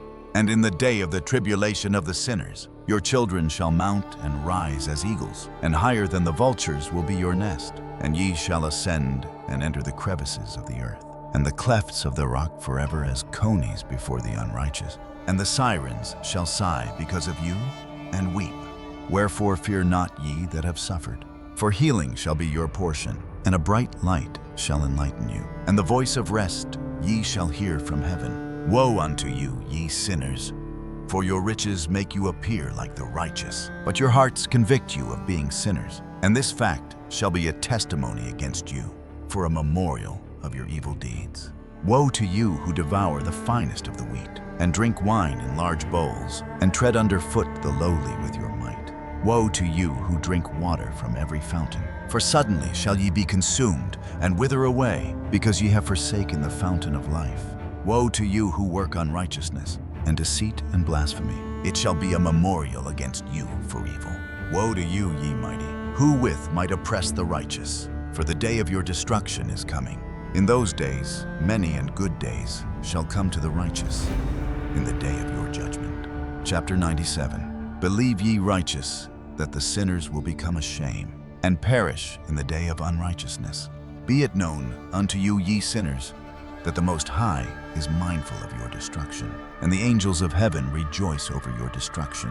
What will ye do, ye sinners? And whither will ye flee on that day of judgment? When ye hear the voice of the prayer of the righteous, yea, ye shall fare like unto them, against whom this word shall be a testimony. Ye have been companions of sinners, and in those days the prayer of the righteous shall reach unto the Lord. And for you the days of your judgment shall come, and all the words of your unrighteousness shall be read out before the great Holy One. And your faces shall be covered with shame, and he will reject every work which is grounded on unrighteousness. Woe to you, ye sinners who live on the mid-ocean and on the dry land, whose remembrance is evil against you.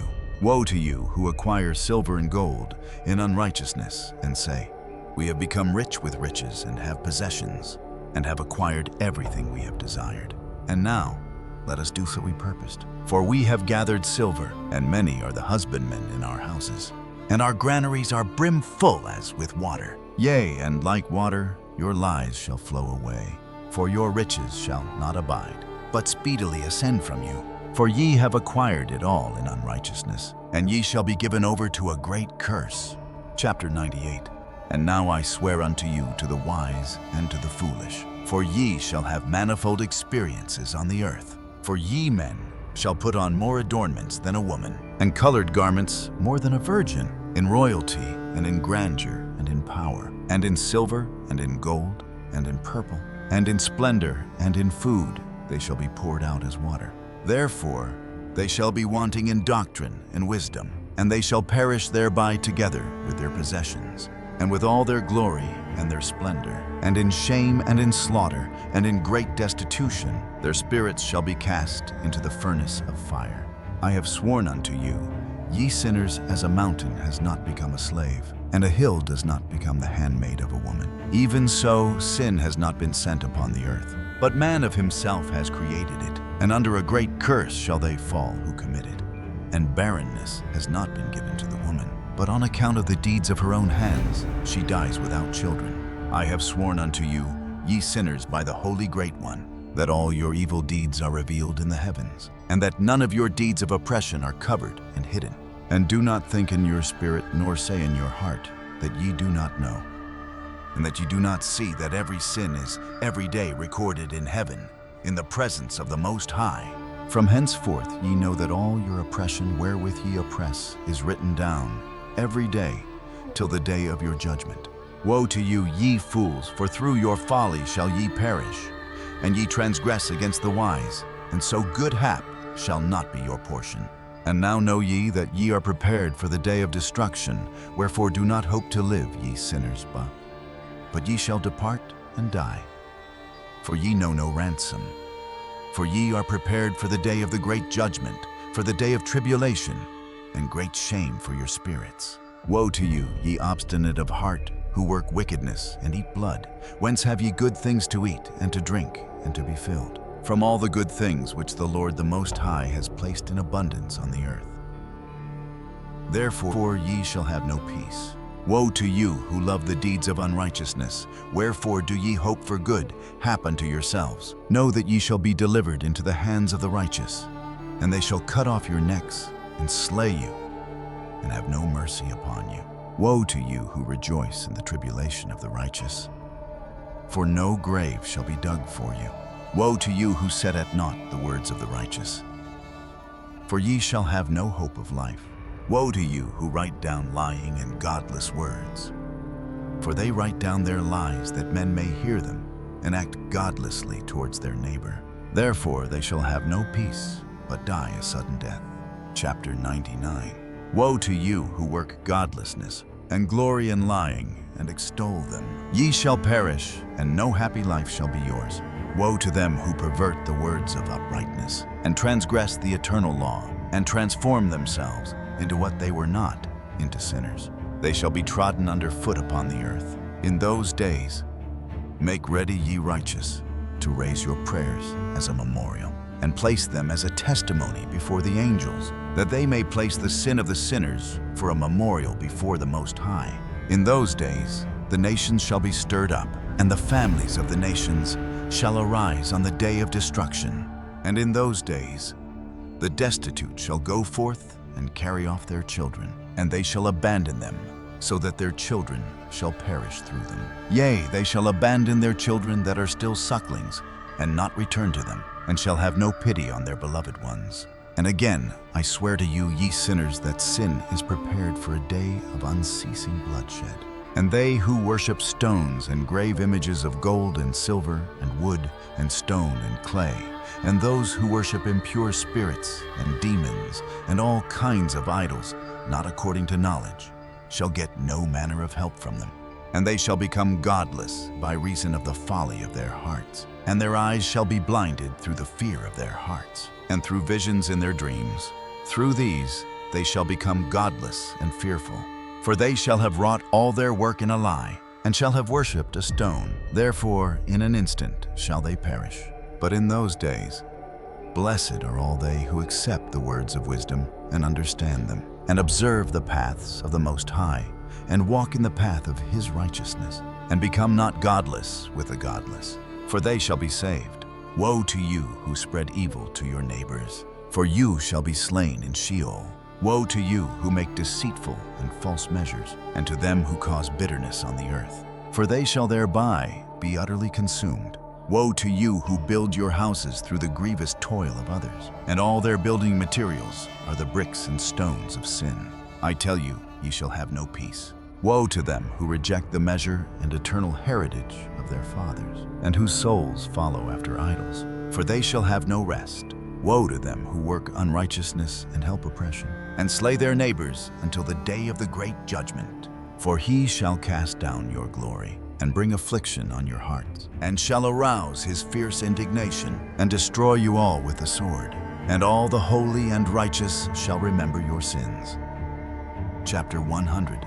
And in those days, in one place, the fathers together with their sons shall be smitten, and brothers one with another shall fall in death, till the streams flow with their blood. For a man shall not withhold his hand from slaying his sons, and his sons' sons. And the sinner shall not withhold his hand from his honored brother. From dawn till sunset they shall slay one another.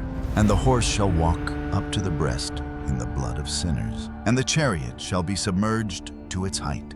In those days the angels shall descend into the secret places, and gather together into one place all those who brought down sin. And the Most High will arise on that day of judgment, to execute great judgment amongst sinners. And over all the righteous and holy he will appoint guardians from amongst the holy angels, to guard them as the apple of an eye, until he makes an end of all wickedness and all sin. And though the righteous sleep a long sleep, they have naught to fear.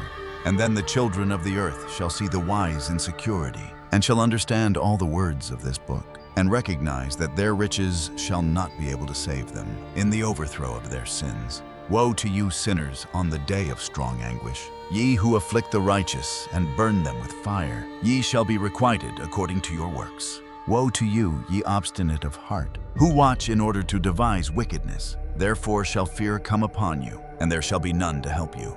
Woe to you, ye sinners, on account of the words of your mouth, and on account of the deeds of your hands, which your godlessness has wrought. In blazing flames, burning worse than fire, shall ye burn.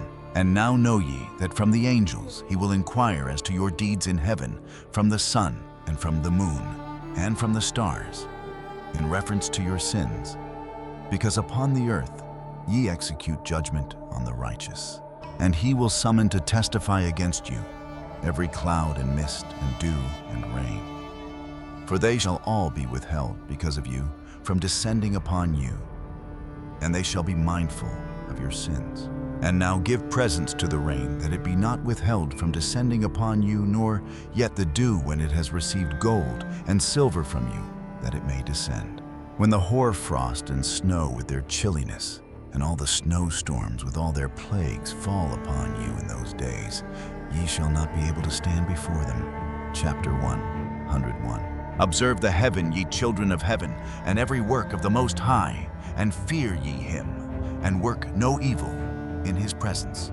If he closes the windows of heaven, and withholds the rain and the dew from descending on the earth on your account, what will ye do then? And if he sends his anger upon you because of your deeds, ye cannot petition him, for ye spake proud and insolent words against his righteousness.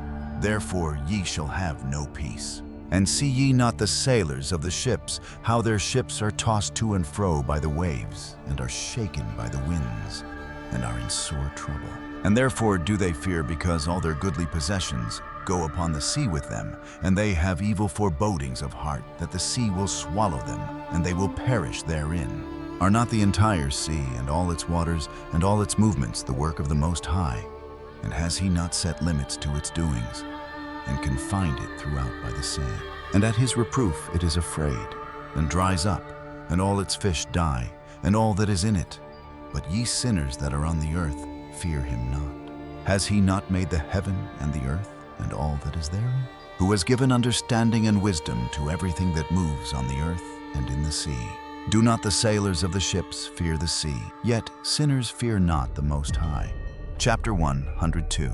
In those days, when he hath brought a grievous fire upon you, whither will ye flee, and where will ye find deliverance? And when he launches forth his word against you, will you not be affrighted and fear? And all the luminaries shall be affrighted with great fear, and all the earth shall be affrighted and tremble and be alarmed. And all the angels shall execute their commands, and shall seek to hide themselves from the presence of the great glory. And the children of earth shall tremble and quake. And ye sinners shall be cursed forever, and ye shall have no peace. Fear ye not, ye souls of the righteous, and be hopeful, ye that have died in righteousness. And grieve not, if your soul into Sheol has descended in grief, and that in your life your body fared, not according to your goodness. But wait for the day of the judgment of sinners, and for the day of cursing and chastisement. And yet when ye die, the sinners speak over you. As we die, so die the righteous, and what benefit do they reap for their deeds? Behold, even as we so do, they die in grief and darkness. And what have they more than we? From henceforth we are equal. And what will they receive? And what will they see forever? Behold, they too have died, and henceforth forever shall they see no light. I tell you, ye sinners, ye are content to eat and drink and rob and sin, and strip men naked and acquire wealth and see good days. Have ye seen the righteous, how their end falls out, that no manner of violence is found in them till their death? Nevertheless, they perished, and became as though they had not been. And their spirits descended into Sheol in tribulation. Chapter 103. Now therefore I swear to you, the righteous, by the glory of the great and honored and mighty one in dominion, and by his greatness I swear to you.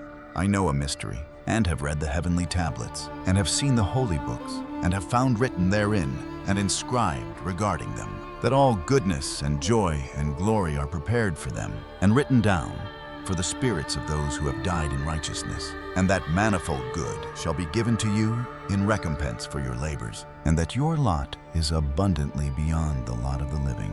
And the spirits of you who have died in righteousness shall live and rejoice, and their spirits shall not perish, nor their memorial from before the face of the Great One.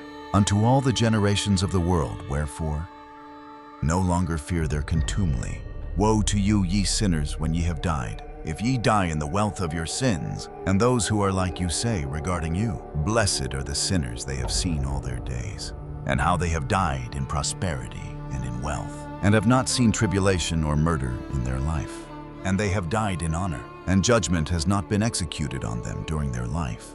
Know ye that their souls will be made to descend into Sheol, and they shall be wretched in their great tribulation, and into darkness and chains, and a burning flame where there is grievous judgment shall your spirits enter. And the great judgment shall be for all the generations of the world. Woe to you, for ye shall have no peace. Say not in regard to the righteous and good who are in life. In our troubled days, we have toiled laboriously and experienced every trouble, and met with much evil and been consumed, and have become few, and our spirits small. And we have been destroyed, and have not found any to help us, even with a word. We have been tortured and destroyed, and not hope to see life from day to day. We hope to be the head, and have become the tail. We have toiled laboriously, and had no satisfaction in our toil. And we have become the food of the sinners and the unrighteous. And they have laid their yoke heavily upon us. They have had dominion over us that hated us and smote us. And to those that hated us, we have bowed our necks. But they pitied us not. We desired to get away from them, that we might escape and be at rest, but found no place whereunto we should flee and be safe from them. And are complained to the rulers in our tribulation, and cried out against those who devoured us. But they did not attend to our cries, and would not hearken to our voice. And they helped those who robbed us and devoured us, and those who made us few. And they concealed their oppression, and they did not remove from us the yoke of those that devoured us, and dispersed us, and murdered us. And they concealed their murder, and remembered not that they had lifted up their hands against us. Chapter 104. I swear unto you, that in heaven the angels remember you for good, before the glory of the Great One, and your names are written before the glory of the Great One. Be hopeful. For aforetime you were put to shame through ill and affliction. But now ye shall shine, as the lights of heaven ye shall shine, and ye shall be seen, and the portals of heaven shall be opened to you. And in your cry for judgment, and it shall appear to you. For all your tribulation shall be visited on the rulers, and on all who helped those who plundered you. Be hopeful, and cast not away your hopes, for ye shall have great joy, as the angels of heaven. What shall ye be obliged to do? Ye shall not have to hide on the day of the great judgment. And ye shall not be found as sinners, and the eternal judgment shall be far from you for all the generations of the world. And now fear not, ye righteous, when ye see the sinners growing strong and prospering in their ways. Be not companions with them, but keep afar from their violence. For ye shall become companions of the hosts of heaven. And although ye sinners say, all our sins shall not be searched out and be written down, nevertheless they shall write down all your sins every day. And now I show unto you that light and darkness, day and night. See all your sins. Be not godless in your hearts, and lie not, and alter not the words of uprightness, nor charge with lying the words of the Holy Great One. Nor take account of your idols. For all your lying and all your godlessness issue not in righteousness, but in great sin.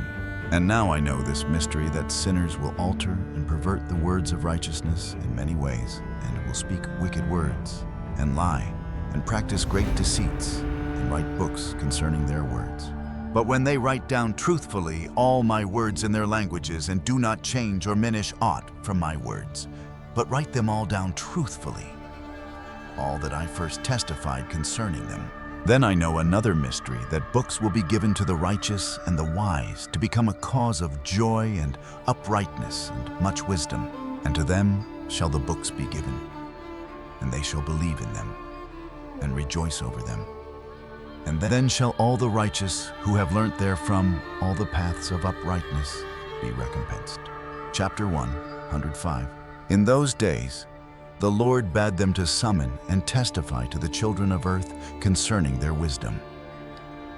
Show it unto them, for ye are their guides, and a recompense over the whole earth. For I and my Son will be united with them forever in the paths of uprightness in their lives. And ye shall have peace. Rejoice, ye children of uprightness. Amen. Fragment of the book of Noah, chapter 106. And after some days my son Methuselah took a wife for his son Lamech, and she became pregnant by him and bore a son. And his body was white as snow, and red as the blooming of a rose, and the hair of his head and his long locks were white as wool, and his eyes beautiful. And when he opened his eyes, he lighted up the whole house like the sun, and the whole house was very bright. And thereupon he arose in the hands of the midwife, opened his mouth, and conversed with the Lord of righteousness. And his father Lamech was afraid of him, and fled and came to his father Methuselah.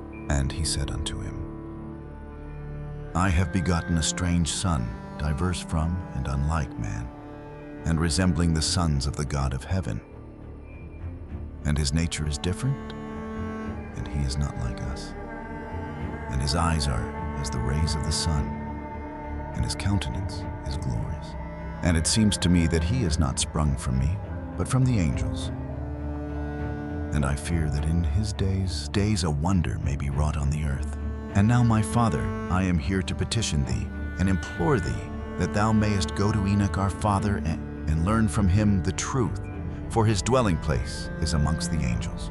And when Methuselah heard the words of his son, he came to me to the ends of the earth. For he had heard that one was there, and he cried aloud, and I heard his voice, and I came to him. And one said unto him, Behold, here am I, my son. Wherefore hast thou come to me? And he answered and said, Because of a great cause of anxiety have I come to thee, and because of a disturbing vision have I approached. And now, my father, hear me unto Lamech. My son, there hath been born a son, the like of whom there is none. And his nature is not like man's nature, and the color of his body is whiter than snow, and redder than the bloom of a rose. The hair of his head is whiter than white wool, and his eyes are like the rays of the sun. And he opened his eyes, and thereupon lighted up the whole house. And he arose in the hands of the midwife, and opened his mouth, and blessed the Lord of heaven. And his father Lamech became afraid, and fled to me, and did not believe that he was sprung from him. but that he was in the likeness of the angels of heaven. And behold, I have come to thee, that thou mayest make known to me the truth. And I, Enoch, answered and said unto him, The Lord will do a new thing on the earth, and this I have already seen in a vision, and make known to thee, that in the generation of my father Jared, some of the angels of heaven transgressed the word of the Lord. And behold, they commit sin, and transgress the law, and have united themselves with women, and commit sin with them, and have married some of them, and have begot children by them. And they shall produce on the earth giants, not according to the Spirit, but according to the flesh. And there shall be a great punishment on the earth. And the earth shall be cleansed from all impurity. Yea, there shall come a great destruction over the whole earth. And there shall be a deluge, and a great destruction for 1 year. And this son who has been born unto you shall be left on the earth, and his 3 children shall be saved with him, when all mankind that are on the earth shall die. He and his sons shall be saved. And now make known to thy son Lamech, that he who has been born is in truth his son, and call his name Noah. For he shall be left to you, and he and his sons shall be saved from the destruction which shall come upon the earth on account of all the sin and all the unrighteousness which shall be consummated on the earth in his days. And after that, there shall be still more unrighteousness than that which was first consummated on the earth. For I know the mysteries of the holy ones. For he, the Lord, has showed me and informed me, and I have read them in the heavenly tablets. Chapter 107.